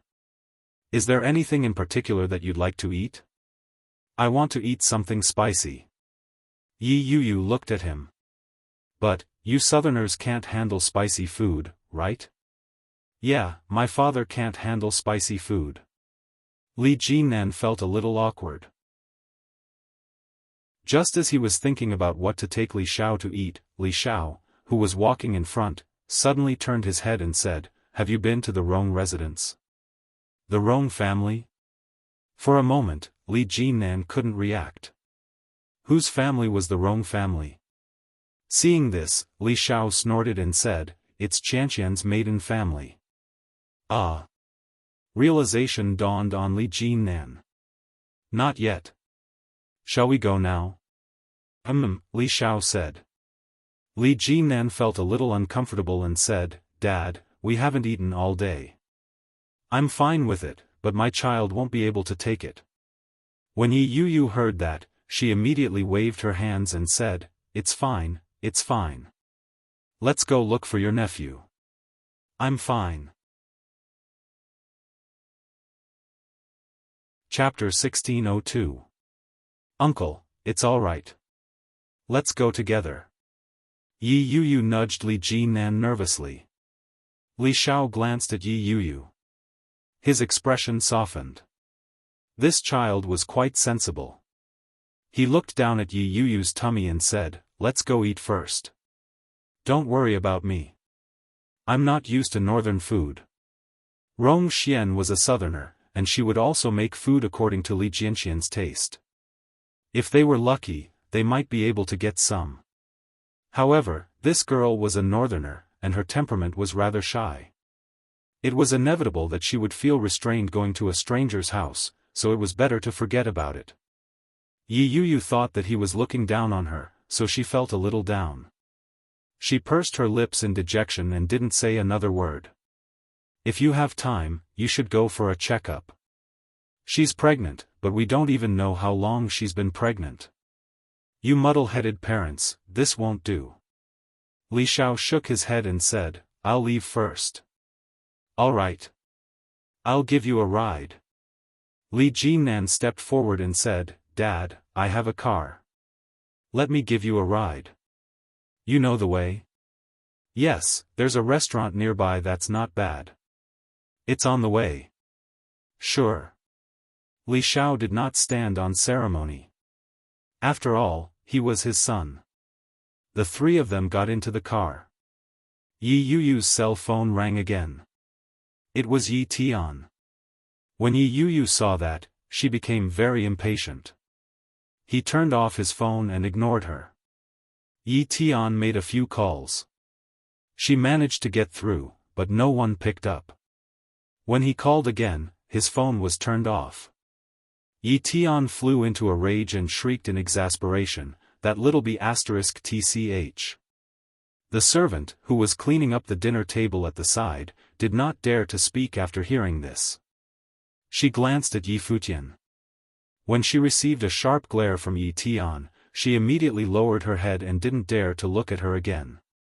Yi Tian's anger grew and she bellowed, Sister Sun. Auntie Sun was startled. She looked up and shouted, Madam, did you call me? Help me go upstairs and get the phone book from my bedside table. This was a completely commanding tone, without the slightest bit of respect. It was just like in ancient times, when concubines in the palace faced those servants, they would either beat or scold them. Mrs. Sun didn't feel very comfortable, but under such circumstances, she had to agree. He ran upstairs as fast as he could to find the phone book. When he handed it over to Yi Tian, the latter snatched it away from him. Yi Tian flipped through 2 pages and found a number. She dialed it. Yi Qianqian's company's anniversary party was scheduled to begin at 8 p.m. The higher-ups were giving a speech, and Yi Qianqian was standing there in a beautiful and elegant short skirt. Suddenly, the handbag in her hand vibrated, and her phone rang. Many people looked over. Yi Qianqian immediately switched off the silent mode and smiled apologetically. However, when he lowered his head to take a look, he saw that it belonged to the imperial capital, and his heart was filled with anger. It must be a prank call. However, the next moment, the voice rang out again. When Yi Qianqian saw it, she felt that something was amiss. Someone from the capital was beating them up one after another. Perhaps they were really looking for her. Recently, something had happened to Yi Yuyu in the capital. After some thought, Yi Qianqian got up and went outside to answer the call. Hello, who is this? Yi Qianqian was very polite. There was a moment of silence on the other end of the line. Then, a female voice said, I'm your mother.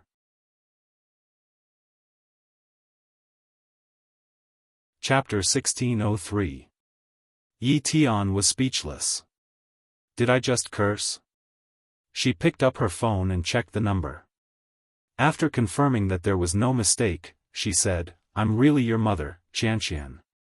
Yi Qianqian was speechless. How could she call me by my name?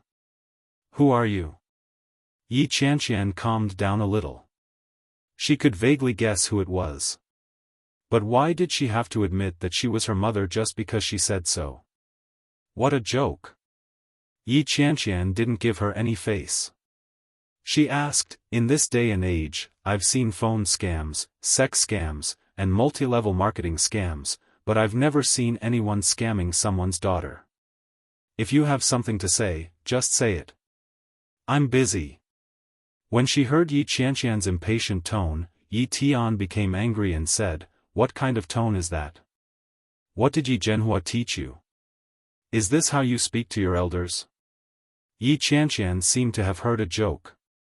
She burst out laughing and said, Elder? What the f***ck? Yi Tian. Don't you feel awkward saying that? Don't you feel embarrassed? Yi Qianqian. Yi Tian gritted her teeth. What an ill-bred girl.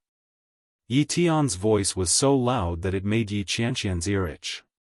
Yi Qianqian picked her ear with her finger and sneered, since you're well-bred, don't talk to an ill-bred person like me. I won't be seeing you out. With that, she hung up the phone. Yi Qianqian was extremely displeased. She put her phone back in her pocket and walked back inside. Before she could take a few steps, her phone rang again. It was the same call. Yi Qianqian rolled her eyes and answered the call impatiently. What are you trying to do? Spit it out. I don't have time to beat around the bush with you. Yi Tian had never been so infuriated. She felt extremely uncomfortable. However, when she thought of her husband, who was still imprisoned in the police station, she restrained her temper and said, Qianqian, I know you don't like me, it's good that you know. Why did you have to say it out loud? Aren't you asking to be humiliated?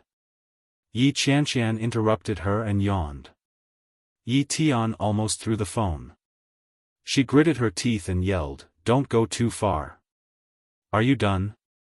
When Yi Qianqian heard Yi Tian's angry voice, she was secretly pleased and said, I'm hanging up after you're done talking. No. Yi Tian hurriedly said, Qianqian, I know you don't like me, but I have to tell you some bad news.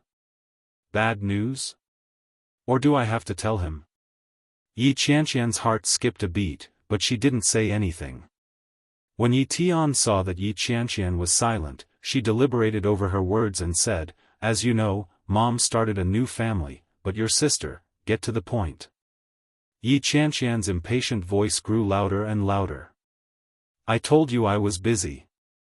You've been living with a beast for so long that you don't understand human language anymore. Yi Tian took a deep breath and suppressed the anger in her heart. She replied, I'm looking for Yi Yuyu. I tried calling her, but she wouldn't pick up. I was hoping that you could help me contact her and pass on my message. Oh, what is it? Yuyu, Mommy knows that I was wrong.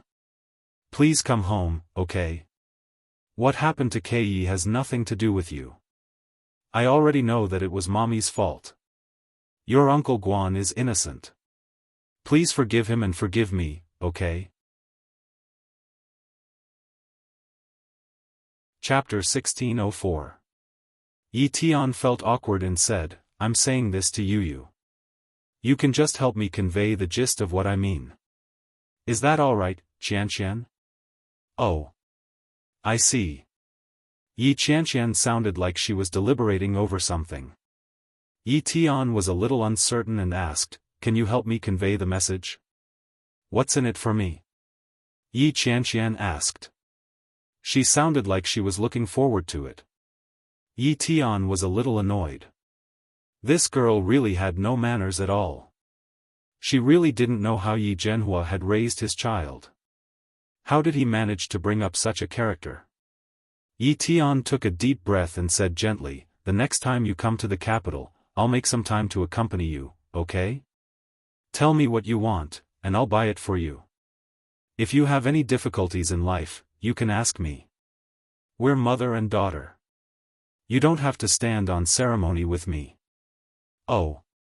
Yi Qianqian seemed to be considering it. Suddenly, she laughed and said, what if I don't convey the message? Qianqian, I know that I was wrong in the past, but the past is the past. This matter is really important. Don't throw a tantrum with me, okay? Yi Tian lowered her voice and tried to persuade her earnestly. Yi Qianqian felt goosebumps all over her skin when she heard that. She quickly waved her hands and said, Don't. I can't take it. You abandoned us for a man in the past. What do you think are the chances of you saying something like that now? Yi Tian was speechless. Yi Qianqian continued, Besides, who gave you the face to call yourself mom? What a joke. Yi Tian was furious and asked, Yi Qianqian, is that what your father taught you? Yes, Yi Qianqian replied matter-of-factly. My father said that we must know how to be grateful and know how to protect ourselves. When it comes to ingrates and traitors, there's no need to be polite. Who are you calling an ingrate? Yi Qianqian exclaimed and said, So you didn't hear me clearly. I'm talking about you. I'm saying that you, Yi Tian, are an ingrate. Can you hear me clearly now? I'm saying that you, Yi Tian, are an ingrate. Did you hear me clearly? Yi Tian was so angry that her heart, liver, spleen, and lungs ached. Her belly was full of anger, and it was difficult for her to vent it. Yi Qianqian continued, do you want me to make a broadcast for you so that you can listen to it? Yi Tian couldn't take it anymore and hung up the phone. She slammed her phone hard on the table and screamed, bastards. You're all beasts. Bitches. When Sister Sun heard this, she lowered her head and said nothing. However, the phone on the table that he had just hung up suddenly rang. Yi Tian was a little surprised. She took a look and realized that it was Yi Qianqian. Despite her displeasure and anger, Yi Tian still had a favor to ask. Moreover, Yi Qianqian had called back. Could it be that she knew she had done something wrong and called to apologize? When Yi Tian thought about this, the anger in her subsided a little. He picked up the phone and put it to his ear. Yi Qianqian didn't hear Yi Qianqian's voice, but it didn't matter. She muttered to herself, Yi Tian, let me tell you something. I already know what you've just said. I think your apology is very sincere. Yi Tian's heart relaxed and she said, it's good that you know. I sincerely apologize to you. Thank you, Qianqian. Chapter 1605. Without waiting for Yi Tian to react, Yi Qianqian hung up the phone. The busy tone on the other end of the line made Yi Tian explode with rage. She flung the phone at Yi Tian and screamed, Yi Qianqian. The phone smashed into the beautiful blue and white vase in the living room. The fragile vase made a crisp sound. The fresh flowers fell to the ground, and the clear water spilled onto the floor. The vase shattered into pieces. When Auntie Sun saw it, her face turned pale. She glanced at Yi Tian and exclaimed, oh my God. That was Sir's favorite vase. What should we do? Yi Tian's expression changed as well. How could she lose her composure in front of a servant? Yi Tian kept a straight face and said, you're making a fuss out of nothing. What's there to be surprised about? Hurry up and clean it up. Auntie Sun didn't dare to say anything else. In this household, Yi Tian had always been arrogant and sharp in front of everyone except Guan Yanhong. Especially recently, after Guan Kui's death. Auntie Sun didn't dare to touch her. After cleaning up the broken vase, she quietly went upstairs. She took out her phone and took a picture of the broken vase before sending it to Guan Yanhong's WeChat account. She typed, Sir, the vase is broken. Madam was in a bad mood and accidentally broke it. As soon as the message was sent, it reached Guan Yanhong's phone. At present, Guan Yanhong was only a suspect. Coupled with the lawyer's mediation, Guan Yanhong's freedom was not restricted. His phone was by his side. When he received the message from Auntie Sun, he specially enlarged the picture. When he saw the familiar patterns on it, Guan Yanhong flew into a rage and roared, "You be ****starred." The lawyer was in the middle of communicating with the police. When they heard Guan Yanhong's loud shout, many people looked over. Guan Yanhong quickly sat down and temporarily closed his eyes to rest. Yi Qianqian put her phone away. She was in a good mood. All the frustration she had felt before leaving the house had been vented. Yi Qianqian put her phone back into her bag and walked briskly inside. It was rumored that Eurasian Comics had invited an important guest for their anniversary celebration. When Yi Qianqian walked in, she saw the commotion. "Let's welcome the chairman of Eurasian Comics, Mr. O Ming." When Yi Qianqian heard the name, she immediately squeezed through the crowd and looked inside. Sure enough, he saw the two people who were slowly walking towards him at a glance. O Ming seemed to be in a good mood. He was wearing a burgundy suit. His hairstyle was trendy, simple, masculine, and handsome. Yu Lily stood tall and straight beside him, holding his arm with a smile on her face. This combination was very eye-catching. The man was handsome and the woman was beautiful. Especially under the obvious contrast of their figures, they seemed extremely compatible. Yu Lily's watery eyes scanned the crowd and quickly spotted Yi Qianqian, who was desperately trying to squeeze her way forward.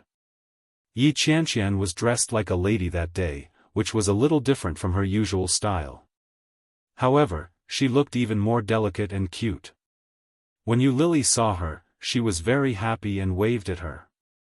Yi Qianqian was so happy that she almost screamed.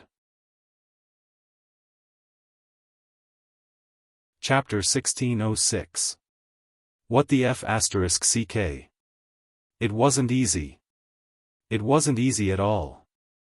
Yi Qianqian suddenly felt like a wife who had worked hard for many years had finally become a woman. When she saw Yu Lily's flushed face and happy expression, she felt an indescribable sense of relief. Finally. My daughter has grown up. Yu Lily is married and pregnant, and Yi Yu is living with Li Jinnan. Now, I'm the only single person in that house. Oh, no. Now, in addition to me, there's also a son of AB*TCH psychologist. After the higher-ups had finished speaking, it was O Ming's turn. When he was done, he handed the microphone to Yu Lily. Yu Lily looked at Yi Qianqian and asked with a smile, "Everyone knows me, right?" The colleagues who had worked with Yu Lily in the past all felt a sense of closeness and affection. When they heard Yu Lily's words, many of them laughed and replied in unison, "We do." That's great. Yu Lily's eyes turned into crescents as she smiled and said, "I'll give everyone a bonus this month." Everyone laughed in unison and cheered, "Hooray." From the beginning to the end, Yu Lily had only said 2 sentences, but the response was the greatest. O Ming smiled and held her in his ear as he whispered, "You can do that? You're amazing, my wife. You flatter me." Yu Lily smiled and said, "I'm going to look for Qianqian. Let go of me. Together." O Ming didn't think there was anything wrong with that. He put his hand on her waist and looked at her slightly bulging belly. He was in a good mood. Yi Qianqian watched as they walked toward her in pairs. She shook her head and said, "So, you're all here to show off your love to me?" "Of course not," O Ming replied in a good mood. His pair of peach blossom eyes shone with happiness and seriousness as he said, "Are we such shallow people in your eyes? We're clearly here to show off our child." Yi Qianqian was speechless. Yu Lily laughed out loud and said, "Don't believe him. The child is still so young. What's there to show off? All right, all right. Your existence is a form of harm to me. You're bullying a single person." O Ming glanced at her and asked, "Still no movement?" "What movement? Not even a fart." Yi Qianqian looked aggrieved. "I'm already so old. Why can't you give me a man? Do you want me to spend the rest of my life alone? When the time comes, I'll be able to find a partner. What's the rush?" O Ming said calmly. "It's too noisy here. Let's go somewhere quiet. What's there to change? This year's annual meeting has just started. I haven't drawn anything in the past few years. I must try my luck this time." Yi Qianqian reached out and pulled Yu Lily along. "There are too many people here. Let's go somewhere less crowded." As he spoke, he pulled Yu Lily to a corner and stared at the screen. Everyone had a share in the lucky draw. There weren't too many people in the company, so it would take some time for them to take turns to touch the balls. Yi Qianqian was envious when she saw the other people coming down with big prizes in their arms. Chapter 1607. That's the second prize. Is that all you've got? Yu Lily nudged her. Isn't the first prize great? That's $200,000. You'll still have to spend your own money on the trip. Can't you be more ambitious? It's not the same. I'm so unlucky. I'd be lucky to get the second prize. Yi Qianqian said matter-of-factly. What's so bad about the trip? You'll get a paid vacation if you get the first prize. The company will pay for the plane tickets and accommodation. That's a lot of money. Besides, going to Venice is a kind of nostalgia. Yu Lily laughed. So what if it's feelings? With your stupid luck, it'd be a miracle if you got the first prize. F***ck. Yi Qianqian suddenly exclaimed. The first prize has been won. Ah. What kind of luck is this? I actually got money. Money. Money. Yu Lily said, didn't you say you didn't want money? Bah. Who doesn't want money? It's $200,000. $200,000. You can buy a toilet in Kingstown with that. Sob. Yi Qianqian hugged Yu Lily and wailed. I was just saying. If I get the first prize, I wouldn't mind at all. Yu Lily laughed and said, it's your turn.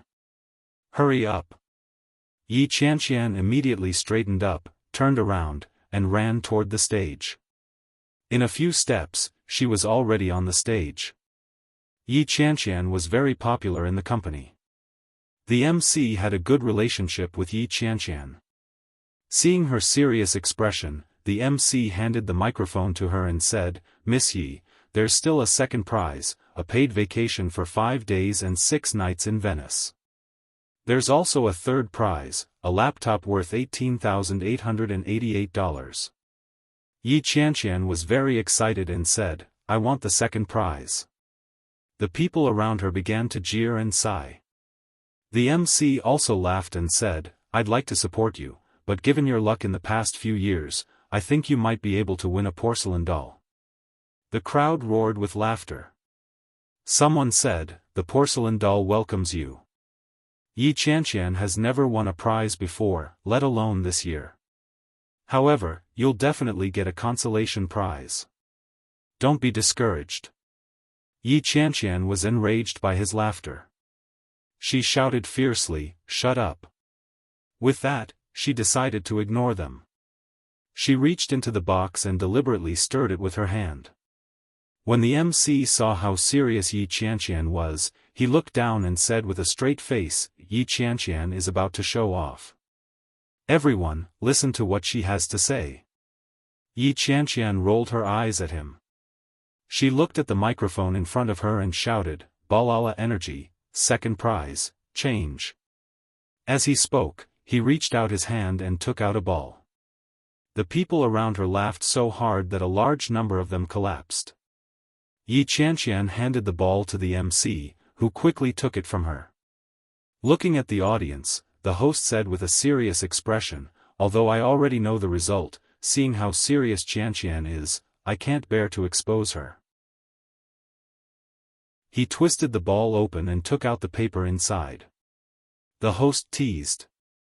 Just as he was about to say something, his eyes suddenly widened. The host spread out the piece of paper and looked it up and down several times before saying with certainty, Congratulations, Yi Qianqian. A consolation prize? Someone said. Chapter 1608. Yi Qianqian was initially annoyed at being laughed at, but she was already prepared to receive a consolation prize. But when he heard the host say, second prize, he immediately became alert. Yi Qianqian reached out and snatched the piece of paper. When she saw the words on it, she screamed, Oh my God! The surrounding people started to sigh. What? Is that for real? Ha ha ha. After so many years, are you finally going to win? To be honest, I've never seen such bad luck. Shoo. Don't expose people when they're in a difficult situation. When Yi Qianqian saw the piece of paper, she was wild with joy. She laughed out loud and exclaimed, Oh my God! I got it! I got it! I finally got it! Wahahaha! The host looked gratified and teased, Wow, you finally won. Who is it? The crowd roared with laughter. Yi Qianqian snapped, "Go away. Don't cause trouble." The host came forward and said, 5 days and 6 nights in Venice, isn't it inappropriate for a single dog like you to go? Why don't you bring me along? Me. I'm going too. Wait for me. Yi Qianqian, don't forget about Xia Yuha by Daming Lake. Yi Qianqian wore a look of disdain when she heard that. But when he saw those words, he was very proud of himself. He put his hands on his waist and laughed, No, I won't take anyone with me. I want to travel the world by myself. As he spoke, he took the host's microphone and said, Who's next? There's still a laptop. Come quickly. After saying that, he stuffed the microphone back and ran down the stairs. When Yu Lily saw her running down happily, she smiled and said, Your luck must have been accumulated over the past few years, and you've been saving it for this one surprise, haven't you? Ha ha ha. Yi Qianqian was overjoyed and replied, That's right. That's exactly what I was thinking. F***ck. It's next month. We only have less than 20 days to prepare. I'm so nervous. What should I do? Just as Yu Lily was about to say something to comfort her, Yi Qianqian stared at the piece of paper and laughed strangely. She shouted, Wahahaha. I'm going to Venice. Yu Lily, Ming smiled and said, Let's go for supper. Oh, now? Yi Qianqian perked up and said, Wait for me. I'll go and exchange this ticket first.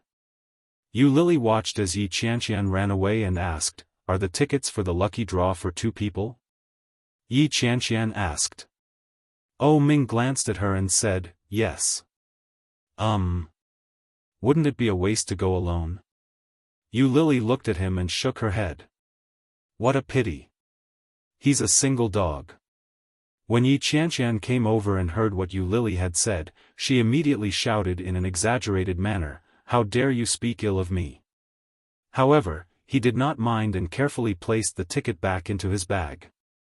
He leaned forward and asked in a low voice, Could it be that you deliberately arranged this for me? Don't think too much about it. I'm not that free. Yu Lily's face was full of disdain.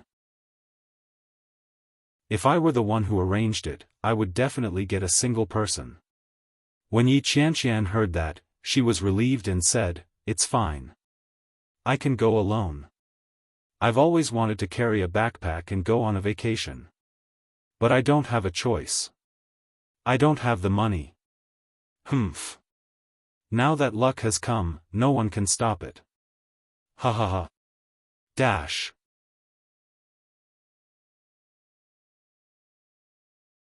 Chapter 1609. Hey, don't show off too much. Be careful that you don't sprain your waist. Yu Lily touched her waist and said, You've gotten fatter. Yi Qianqian immediately hugged her belly and said, Go to hell. You're the one who's fatter. This is called sexy. You've gotten fatter. Yu Lily insisted. Yi Qianqian laughed and rolled her eyes. I'm not going to argue with a pregnant woman. She then asked, What are we having for supper? Let's go. You'll know when we get there. Yu Lily took her hand and quickly walked out of the hotel. Ming sat in the front seat, and Yu Lily and Yi Qianqian sat in the back. The driver drove steadily, and they soon arrived at the place to eat. It was a restaurant that looked like it was decorated very well. If it were Yi Qianqian, she would probably never come to such a place in her life. One look and you could tell it was expensive. But since she was following Ming and Yu Lily, Yi Qianqian didn't stand on ceremony. After entering, she casually ordered something and handed it over to Yu Lily. The three of them ate quickly. Yu Lily and Yi Qianqian hadn't seen each other for a while, so they chatted and talked a lot. Yi Qianqian liked to drink a little, especially when she was happy. Yu Lily was pregnant and couldn't drink, so Yi Qianqian could only have a few drinks with Ming. They ordered flower wine with a low alcohol content. Yi Qianqian only drank a few glasses.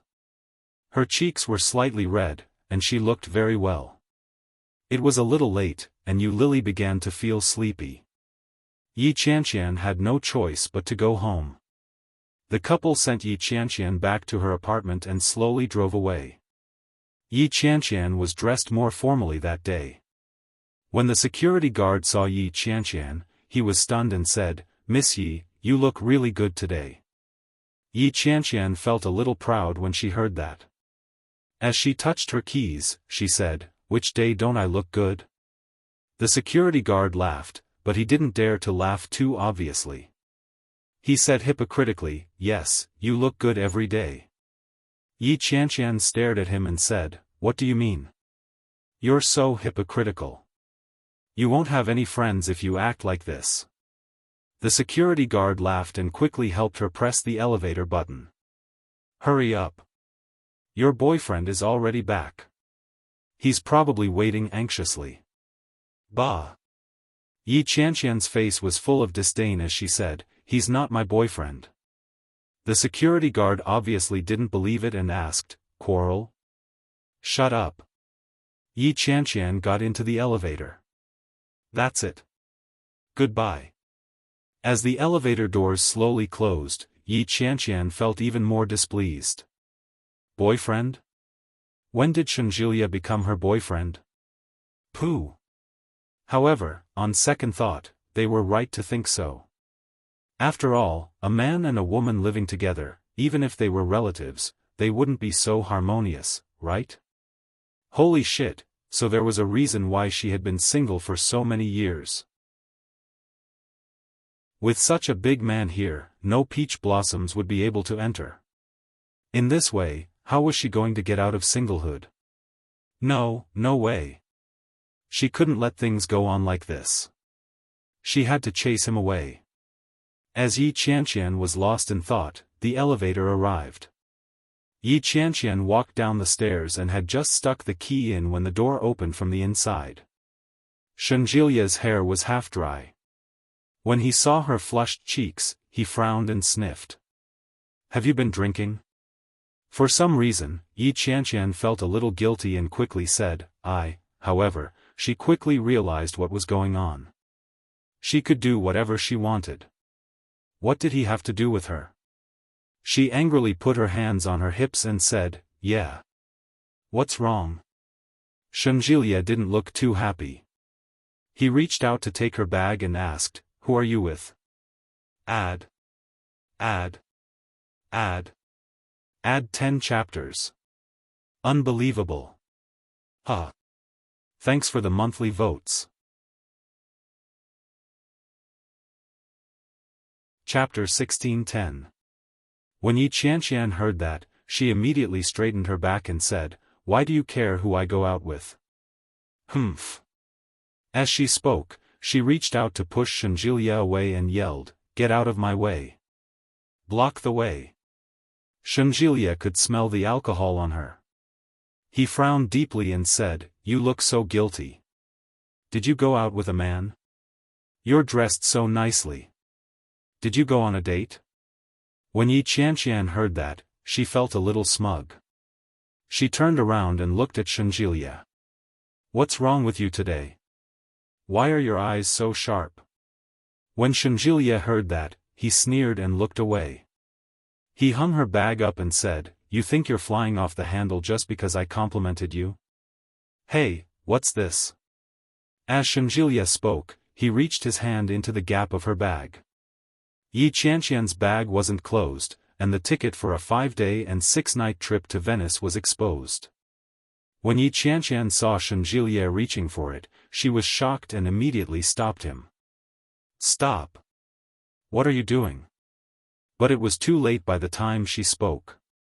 Shenjilia pulled on the corner of her bag that was exposed, and the ticket was exposed to the air. Venice?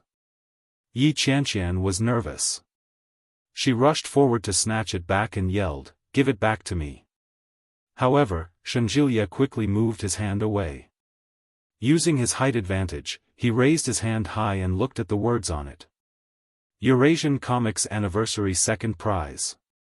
Shenjilie read the words on it and suddenly understood. Oh.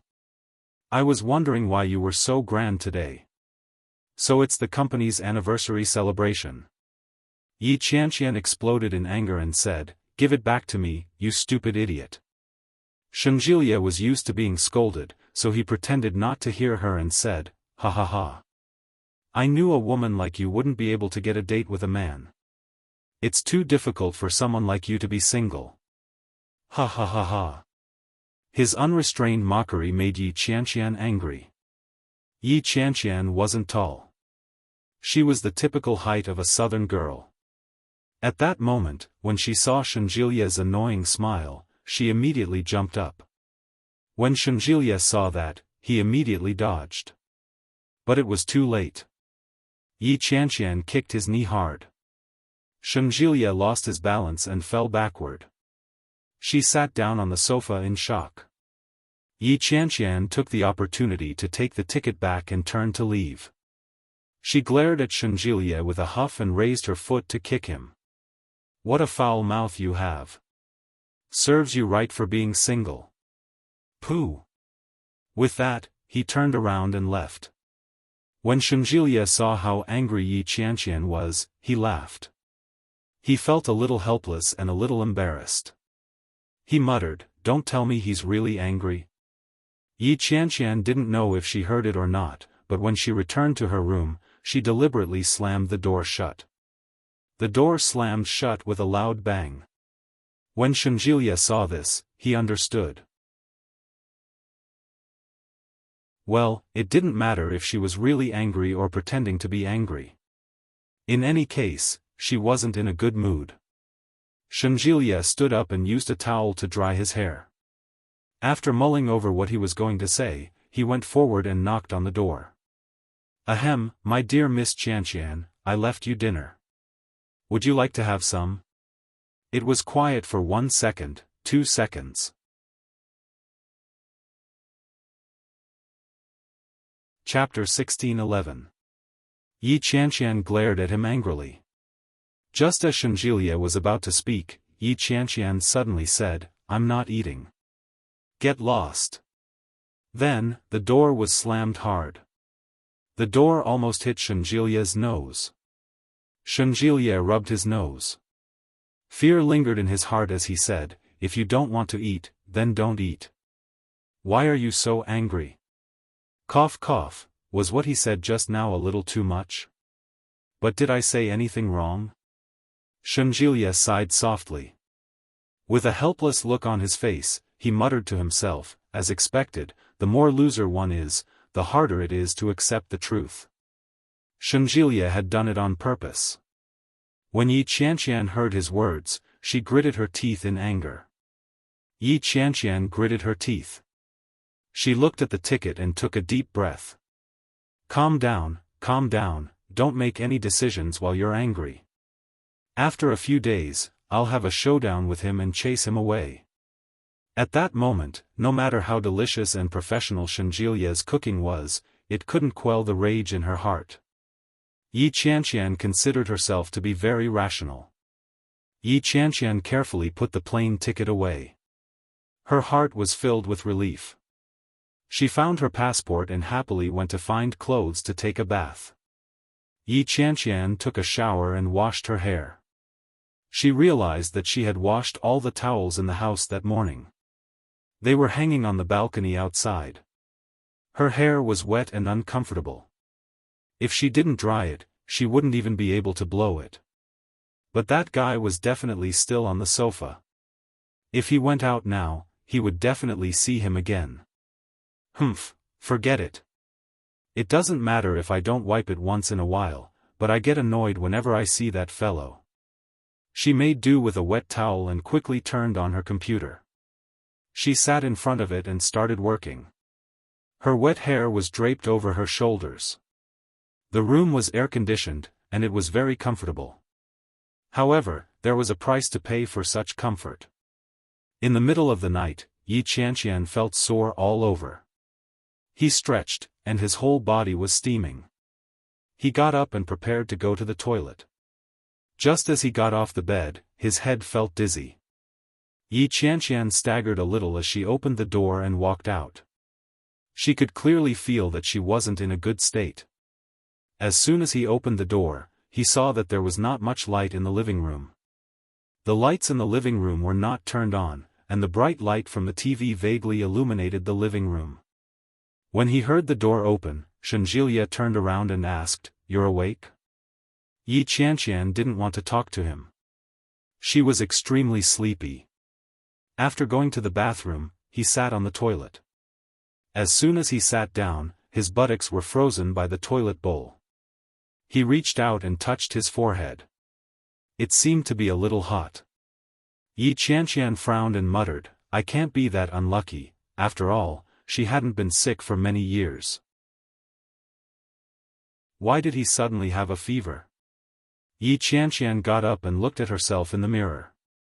The woman in the mirror looked very young. There were obvious dark circles under his eyes. And now, his whole face was red. Yi Qianqian turned on the tap and splashed some water on her face before quickly walking out. Shenjilia was watching a football match when Yi Qianqian snorted and said, "If you're not asleep at this hour, you might die of a heart attack." "It doesn't matter. Tomorrow is the weekend." Shenjilia yawned and suddenly turned to look at Yi Qianqian. Yi Qianqian. Chapter 16:12. I might have gone overboard with what I said last night. I'm sorry. Yi Qianqian paused and turned to look at him. This guy is actually apologizing to me? He's actually apologizing? Yi Qianqian was very surprised. She looked at Shenjilia as if she had seen a ghost. It was rare for this guy to apologize. Although it was a little overboard, she decided to forgive him. As she was thinking about it, Shenjilia said with a serious expression, "I've thought about it for a long time. Although we're considered very close now, there are still some truths that I can't say. You don't mind, do you?" Yi Qianqian's original thoughts were instantly dashed. She glared at Shenjilia and didn't say a word. She turned around and stormed into her room. It was a little cold in the air-conditioned room. Yi Qianqian shivered and turned off the air conditioner. Her head was dizzy. Yi Qianqian hugged the blanket and fell into a deep sleep. She didn't know how long she slept. She felt a wave of discomfort wash over her. She felt nauseous. Yi Qianqian sat up and retched. She didn't vomit anything. She just felt very uncomfortable. The sky was already bright. She looked at the time. It was already past 10 in the morning.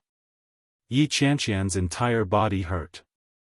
When she stood up, she felt as if her bones were about to fall apart. She felt nauseous again. Yi Qianqian didn't even bother to put on her shoes. She ran to the bathroom. Shenjilia had unknowingly fallen asleep on the sofa while watching the game. When he heard the sound of barefoot running behind him, his eyelids twitched. He quickly stretched and let out a long yawn. Ugh! The sound of Yi Qianqian vomiting drove away Shenjilia's drowsiness. Shenjilia opened his eyes suddenly and sat up. He turned his head in the direction of the bathroom and asked, "What's wrong with you?" Yi Qianqian was too busy vomiting to care about him. She threw up the dinner she had the night before. In the end, there was nothing left to vomit. All she could do was throw up a few mouthfuls of acid. Yi Qianqian was about to collapse. Her face was flushed. She hugged the toilet bowl and reached out to flush it. She was exhausted. She lay by the sink with her eyes half closed. She looked like she was about to die. Shenjilia walked over barefoot. When he saw her in such a state, he handed her a few tissues and said, "Wipe yourself." Yi Qianqian pulled it over angrily. She touched her mouth and stuffed the tissue back. Shenjilia was instantly disgusted and retorted, "Can't you have some common decency? How could you do such a thing?" Yi Qianqian rolled her eyes at him and said, "Count yourself lucky that I didn't puke on you." Shenjilia asked, "Are you not feeling well?" "Yeah. How can I be comfortable when I'm pregnant? Yi Qianqian was in a bad mood. She waved her hand and refused to talk to him. Shunjilia tossed the tissue away. When he heard that, he suddenly burst out laughing and said, "Someone like you can get pregnant? Dream on." Yi Qianqian instantly felt as if 1,000 arrows had pierced through her heart. What did he mean by that? A woman like her is the best, okay. However, she didn't have any strength left in her, so she couldn't be bothered to argue with him. Yi Qianqian slowly got up and staggered a little. When Shunjilia saw this, he stepped forward and asked with uncertainty, "Is she really pregnant?"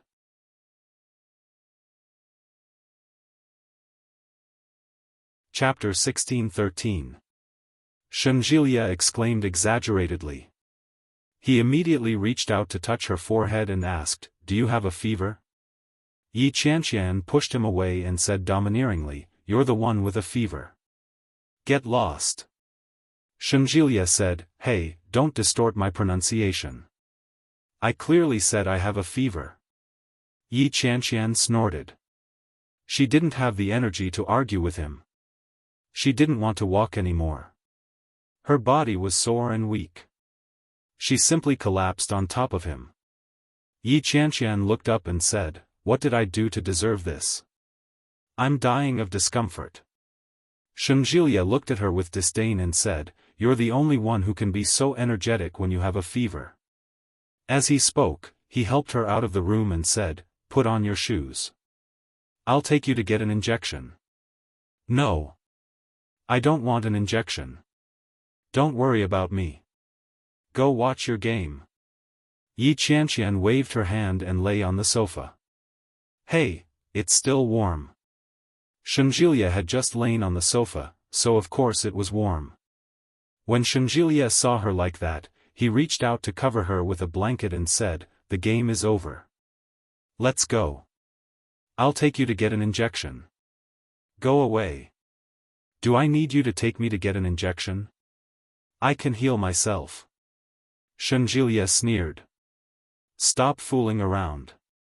I've never heard of an idiot having such a function." Yi Qianqian said, "Get lost." Yi Qianqian lay on the sofa. She had no intention of getting up for an injection. Shunjilia touched his head and thought for a moment before saying, "I'll go buy you something to reduce your fever. Let's check your temperature first. Do you have a thermometer?" "No." Yi Qianqian said matter-of-factly. "What about flu medicine?" "No." Yi Qianqian didn't look the least bit remorseful. She said, "I've never fallen sick. These things are useless to me." "Shameless. Then why do you have a fever now? You're the one with a fever. You're misdiagnosing me." Yi Qianqian was in high spirits. She got up and said, "I'm hungry." Shunjilia asked, "What do you want to eat?" "Braised pork ribs, spicy chicken, Wuxia shredded pork." As Yi Qianqian spoke, she found the food tasteless. "Do you have sugar?" "No." Shunjilia repeated Yi Qianqian's words and denied it flatly. Yi Qianqian had a look of disdain on her face as she said, "You good for nothing. You don't even have candy. What use are you?" Shunjilia replied, "Come on, big sister. Don't do it anymore. I'll take you to the doctor, okay? Not good, get lost." Yi Qianqian was annoyed. "Why don't you just go and buy me medicine? Why do you have to talk so much nonsense? How can you take medicine so casually? You're already burning up like this, and you don't even have a thermometer. How am I supposed to buy it?" Shunjilia was defeated by her, and he asked kindly, "Do you want to wear those shoes?" Yi Qianqian ignored him. She closed her eyes and fell asleep on the sofa. Shunjilia was on the verge of breaking down. He twisted his hands and gestured at her neck. He really wanted to strangle her to death. This woman was too annoying. In the end, Shunjilia didn't lay his hands on her. Instead, he went to the shoe cabinet and found a pair of shoes that were easier for her to wear. Yi Qianqian had already fallen asleep. When she felt him grab her foot, she immediately kicked it off and turned over to continue sleeping. Shengjilia held her ankle firmly and said in a low voice, "Behave yourself." Yi Qianqian frowned and kicked it off again. She asked, "What are you doing?" Shengjilia didn't say anything.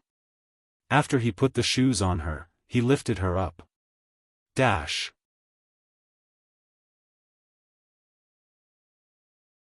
Chapter 16-14. Yi Qianqian was caught off guard and jumped in fright. She opened her eyes and exclaimed, "F***ck. Shengjilia, you've gone mad." Shengjilia didn't say a word. He opened the door and walked out. Yi Qianqian couldn't struggle at all. She was on the verge of tears and said, "Big brother, put me down. I'll walk on my own. Can't you wait for me to get changed?" Shengjilia glanced at her and said in annoyance, "Wouldn't it have been over if you had done this earlier?" Yi Qianqian was finally put down. She immediately scrambled inside. Shengjilia looked at her back and snorted. "You're quite spirited.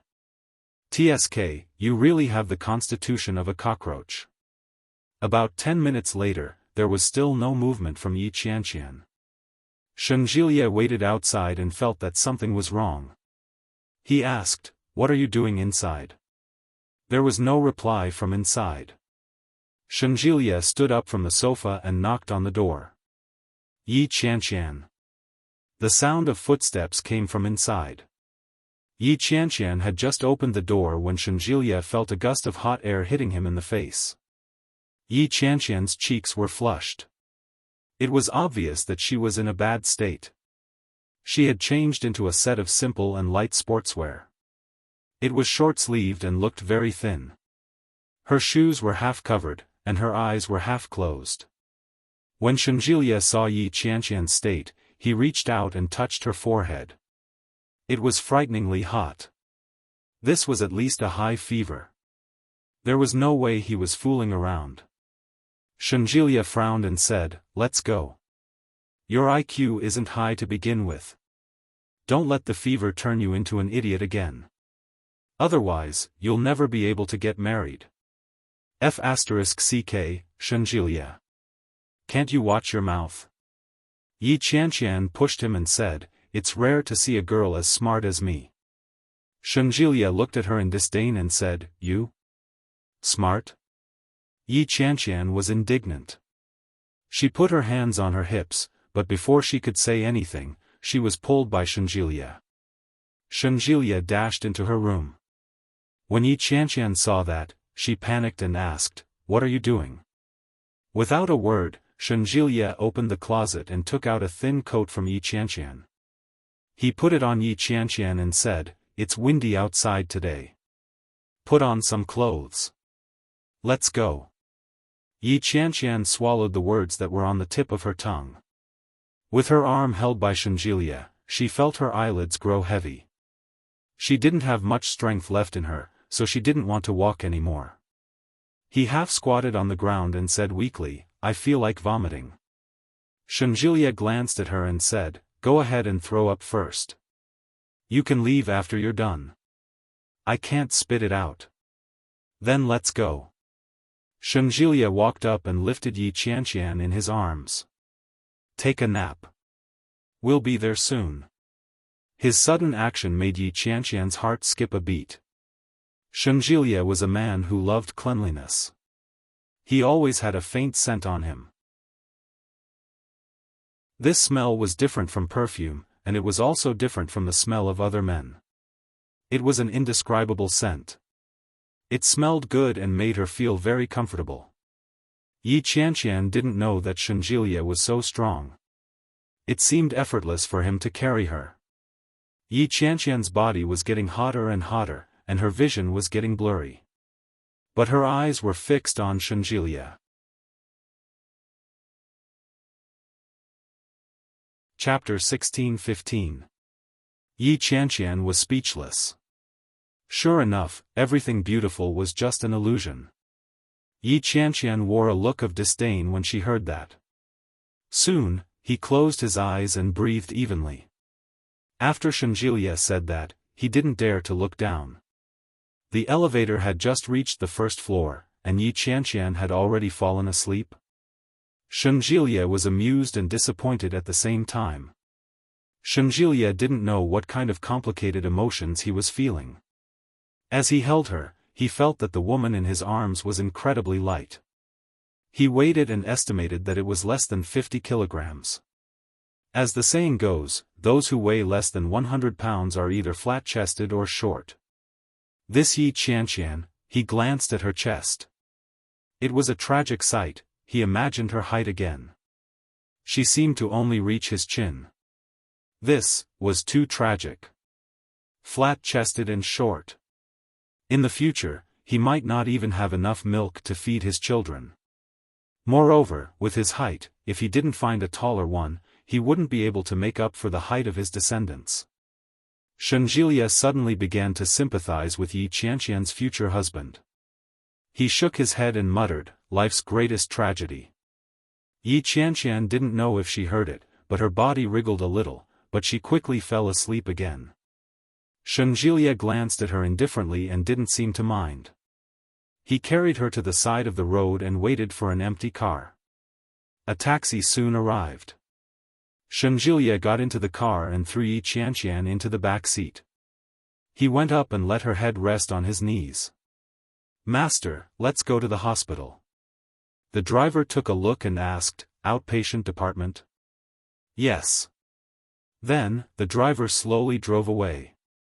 Yi Qianqian was sleeping soundly on Shenjilia's lap. The more he rubbed his head against the wall, the hotter his body became. Yi Qianqian could clearly feel that her body was burning terribly, and it was getting colder and colder. Shenjilia looked at her and said, "Sir, please turn off the air conditioner. She's running a fever." The driver took a look and switched off the air conditioner. "Aren't you hot? You're sweating."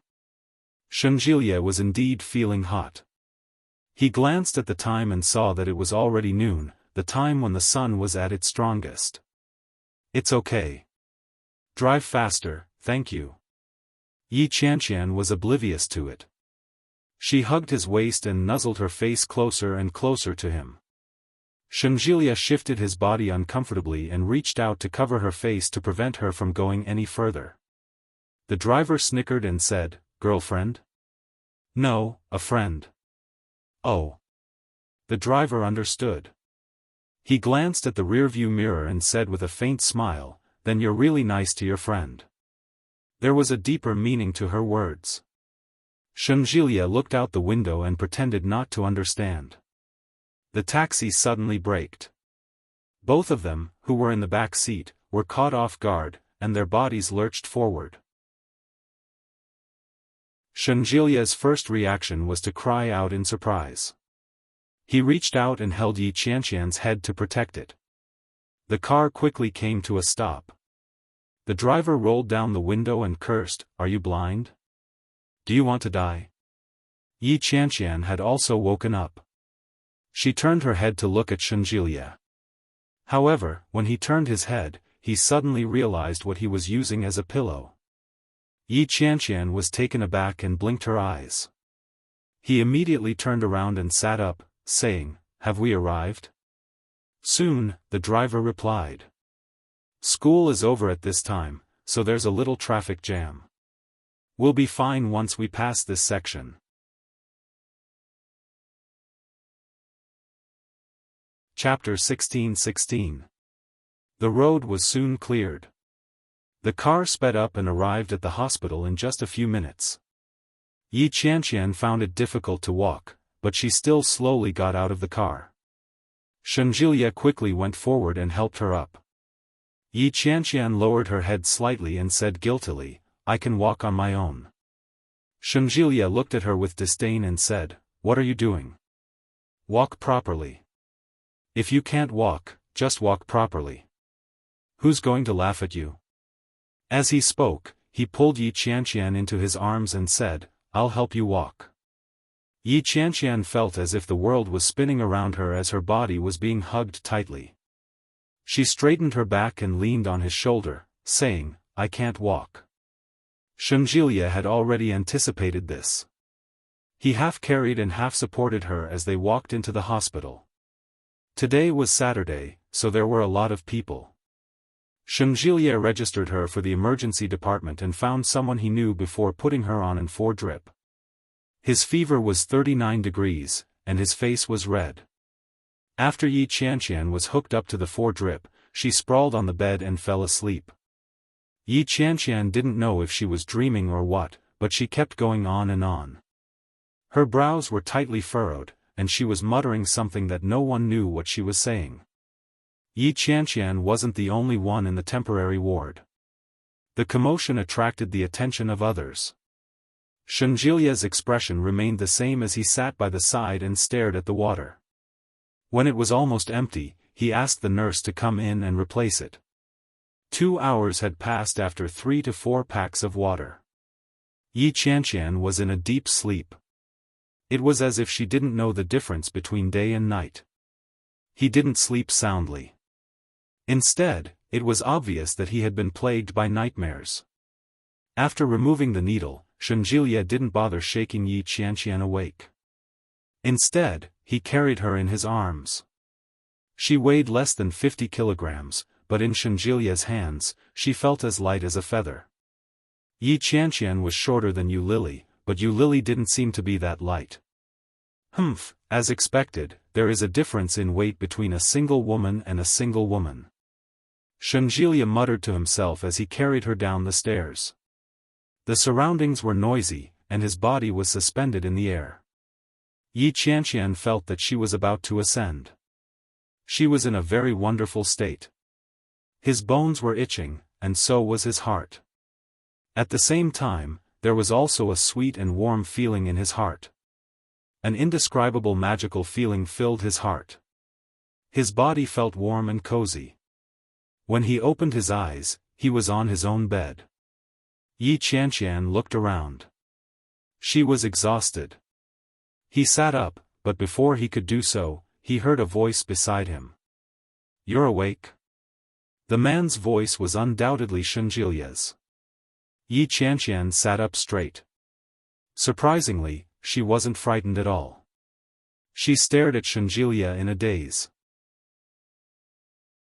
After a long time, he finally replied, "Didn't we go to the hospital? Why was he at home now? You're sleeping like a pig. You wouldn't even know that you were being sold," Shunjilia said with a look of disdain. "I made some porridge. Have some." "I don't want to eat it." Yi Qianqian was a little resistant. "It's already past 3 in the afternoon. If I don't eat now, I'm going to become an immortal." Shunjilia closed the book in his hand and stood up. "Go wash your face. It's covered in saliva. It's so dirty." Yi Qianqian froze and immediately reached out to touch her face. There was really saliva. Watching him close the door, Yi Qianqian snorted. She immediately got up, put on her shoes, and hopped toward the bathroom. After a good night's sleep, Yi Qianqian felt much better. There was a tingling pain on the back of her hand. It was a sign of a drip. That meant that they had really gone to the hospital. Could it be that Shunjilia had carried her back? Chapter 16-17. Yi Qianqian brushed her teeth and washed her face. His mood was inexplicably in a mess. Strangely, it wasn't good, but it wasn't bad either. When she walked out, Shunjilia was sitting on the sofa playing with his phone. When he saw her come out, he turned off his phone and stood up. The moment Yi Qianqian saw him, she immediately thought that he was the one who had carried her back from the hospital. Her heart throbbed. Yi Qianqian didn't dare to look at him. She shifted her gaze to the dining table. There were 2 bowls on the table, and on top of them was a bowl of smoky porridge. It looked, smelled, and tasted delicious. Although Shunjilia's culinary skills weren't as good as Yu Lily's, there was no doubt that he was better than other men. Yi Qianqian sat down on a chair. When she saw him sit down, she asked, "You haven't eaten yet?" "I ate a little, and I'm hungry again." Shunjilia didn't stand on ceremony. He picked up a spoon and handed it to her. Then, he also picked up a spoon and slowly drank it. The porridge was very hot. Yi Qianqian was sweating profusely after eating less than half a bowl. She fanned herself with her hand and said, "It's such a hot day. Turn on the air conditioner." When she looked up, Shunjilia was also sweating profusely. When she heard that, she rejected him and said bluntly, "No. F***ck. You look very hot. Be careful not to get a heatstroke." Shunjilia looked at her with disdain and said, "Do you think everyone is like you? You must have run a fever because the air conditioner was too low last night." Pfft. Yi Qianqian was angry and said, "If it weren't for you, would I be in this state now? Hey, can you be a little more reasonable? Why are you blaming me for everything? Did I make you catch a cold?" "Yes." Yi Qianqian said matter-of-factly. "Who asked you to criticize me last night? I left my towel and hairdryer outside. I didn't want to see you, so I didn't blow dry." Shunjilia was baffled and said, "So, you caught a cold because you didn't blow dry your hair last night?" "Nonsense." Yi Qianqian said angrily. "It was all because of you." Shunjilia was skeptical when he heard that. However, he was not convinced on the surface. He said, "You blame everything on me. You have hands and feet. What's wrong with coming out to get a towel? It's your good fortune to show me such a handsome face. Bah! Whoever wants to look can look. I'm bored to death. Moreover, 1. Point. All. No. Handsome." Shunjilia replied, "My heart aches that you've gone blind at such a young age." Yi Qianqian was so angry that smoke was coming out of her mouth. She retorted, "F***ck your blindness. I'm worried that your future girlfriend will be blind to fall for a guy like you." When Shunjilia saw how angry she was, he didn't care that he was being scolded. Instead, he said proudly, "It doesn't matter. If I can't find a girlfriend, I'll just find a boyfriend. Anyway, with my looks, I'm different from a blind man like you." The way Shunjilia stroked his hair and winked at her smugly made Yi Qianqian scream in anger. She put the spoon down and screamed, "I'm not eating anymore." With that, she stood up and turned around to leave. When Shunjilia saw that, he immediately reached out to hold her back and said, "I cooked so much. Finish it."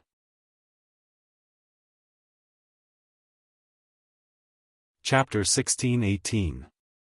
Hey, I'm just kidding. Let's eat first." Shunjilia grabbed her hand and pulled her towards him. He sounded a little anxious. Yi Qianqian was indeed hungry, but she got angry when she saw Shunjilia's face. She glared at him and said, "Let go. I don't want to eat anymore." Shunjilia felt a headache coming on. He had no choice but to show weakness and said, "Sir, do me the honor and eat some." When Yi Qianqian saw his expression, she snorted and said, "You've gone too far with your words. Yeah, I was wrong. I shouldn't have said such a big truth." Yi Qianqian became even more furious and said, Okay. I was wrong. Hurry up and eat. Aren't you hungry?" Shunjilia looked helpless and said, "Don't turn on the air conditioner. Just finish eating. Take some medicine and go back to sleep." "Do you think I'm a pig?" Shunjilia asked, "Are you going to eat or not?" Yi Qianqian was indeed hungry. When she heard that, she sat down and continued eating. But the more she ate, the hotter she felt. She glanced at Shunjilia and realized that he wasn't any better. However, she was sick, but he wasn't. On such a hot day, he could easily get a heatstroke. Yi Qianqian felt a little bad. How could this guy be so stupid? She didn't force him to eat with her. Why did he have to torture himself on such a hot day? He made it seem like she was the one abusing a child. How was she supposed to deal with this? After thinking about it, Yi Qianqian asked, "Aren't you feeling hot?" Shengjilie wiped the sweat off his forehead and said, "What do you think?" "Then turn on the air conditioner." "No. I have to go back to the hospital later." "Isn't it Saturday today? Do you have to work overtime?" "Yeah." Shengjilie finished the last mouthful of porridge and said, "There's a patient who came back from abroad. I have to go over." "Oh," Yi Qianqian replied. She was burning up. "The appointment was supposed to be in the morning, but you weren't feeling well in the morning, so I took you to get a drip." I had to let her wait until the afternoon. It was obvious that he was here to claim credit. Yi Qianqian snorted angrily and ignored him. Shengjilie wiped his mouth and said, "In that case, I'm going to the hospital. You mustn't turn on the air conditioner. When you shower, you have to take a hot bath. Remember to take your medicine. The medicine is at the head of your bed, along with some mineral water. Just take it." All right. Let's go." Yi Qianqian waved her hand impatiently. Shengjilie wasn't in a hurry. He took his time in the bathroom to take a cold shower before leaving the house refreshed. Yi Qianqian washed the dishes, wiped them clean, and placed them in the disinfecting cabinet. When she heard the sound of Shengjilie leaving the room, she had a strange feeling in her heart. Shengjilie seemed to treat her quite well. Although sometimes he was as annoying as an old mother, he still cared about her. It was just that his mouth was too cheap. She walked into the room and saw the mineral water and medicine that Shengjilie had mentioned. "What are you going to do?" After taking the medicine, Yi Qianqian took a shower and soon began to feel sleepy. She fell onto the bed, and suddenly, she thought of something. He got up and called his sister. Yi Yuyu was a little busy that day. When she received Yi Qianqian's call, she was cooking. Li Jinan was sitting on the sofa. When he saw that it was Yi Qianqian, he called out, "It's Yi Qianqian."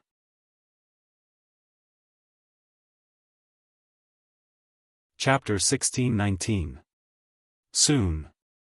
Li Jinan answered the call. Yi Qianqian's voice quickly came from the other end. "Hello, Yuyu?" Li Jinan lazily leaned back on the sofa and replied, "Yuyu is cooking." When Yi Qianqian heard that, she heaved a sigh of relief and asked, "Are you all right now?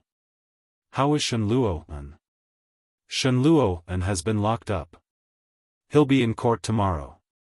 Li Jinan retracted his lazy attitude and said, "From the looks of it, it's unlikely that he'll be released." When Yi Qianqian heard that, she was a little happy and said, "That's great. He's a scumbag. For such a person to be locked up, it's simply too satisfying." Li Jinan was silent when he heard that. Yes, a person like Shenluo-an was finally locked up. It was supposed to be a joyous occasion. However, this was not a consequence that Shenluo-an should have to bear. All of this was for Yi Yuyu. If it hadn't been for Shenluo-an, Yi Yuyu would have been the one inside. Yi Qianqian didn't notice anything amiss with Li Jinan at all. She continued, "This man doesn't have the slightest sense of responsibility. Regardless of whether it's toward our Yuyu, Shen Manting, or that dead B***tch, he doesn't have the slightest intention of taking responsibility. It's a good thing that scum is locked up." But, why is he locked up? Yi Qianqian had been in Kingstown for the past few days. She had mentioned going to the capital to help out, but Li Jinan and Yi Zhenhua had persuaded her to change her mind. Indeed, Li Jinan lived up to everyone's expectations and rescued Yi Yuyu. But how did Shenluo-an end up being locked up for no reason? Moreover, judging from Shengjile's expression, he didn't seem to know either. He turned himself in, Li Jinan said. He told the police that he was the one who killed Guan Kui. All the evidence corroborated that. He was only taken into custody yesterday. Yu Yu was only released yesterday as well. As Li Jinan spoke, he slowed down and said, there will be a turn for the better. He couldn't let Shen Luo and go to jail. Shen Luo and had nothing to do with this incident. If Shen Luo and were to suffer such injustice for nothing, even Li Jinan wouldn't feel good about it. Both he and Yi Yu owed Shen Luo a favor. What? Yi Qianqian found it a little strange. This person reaped what he sowed. He could even kill his newlywed wife. Even if there's a chance to turn things around, wouldn't he have to spend at least a few decades in prison? Li Jinan was starting to get a headache. He said, it's not what you think it is. Shen Luo and wasn't the one who killed him. Of course, it wasn't Yi Yu who killed him. It's highly likely that Guan Kui directed and acted it out herself. When Yi Qianqian heard that, she was confused again. She asked, Guan Kui directed and acted on her own? Was she dead or not? What's in it for her? He died, but left behind a mess to torment those who are still alive. Li Jinan was filled with disdain, but he had to admit that Guan Kui had played her cards very well. At least, everyone was unhappy because of her. This experience would definitely be unforgettable for the rest of their lives. Yi Qianqian was at a loss for words. She sighed and said, it's good that Yu Yu is fine. Let me know when you're coming back to Kingstown. I'll hold a welcome party for you. Okay. Goodbye. Li Jinan hung up the phone and looked toward the kitchen. Yi Yu was just walking out with a bowl of soup.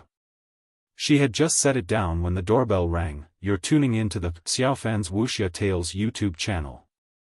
Don't forget to subscribe and join us on this journey to catch the most captivating stories.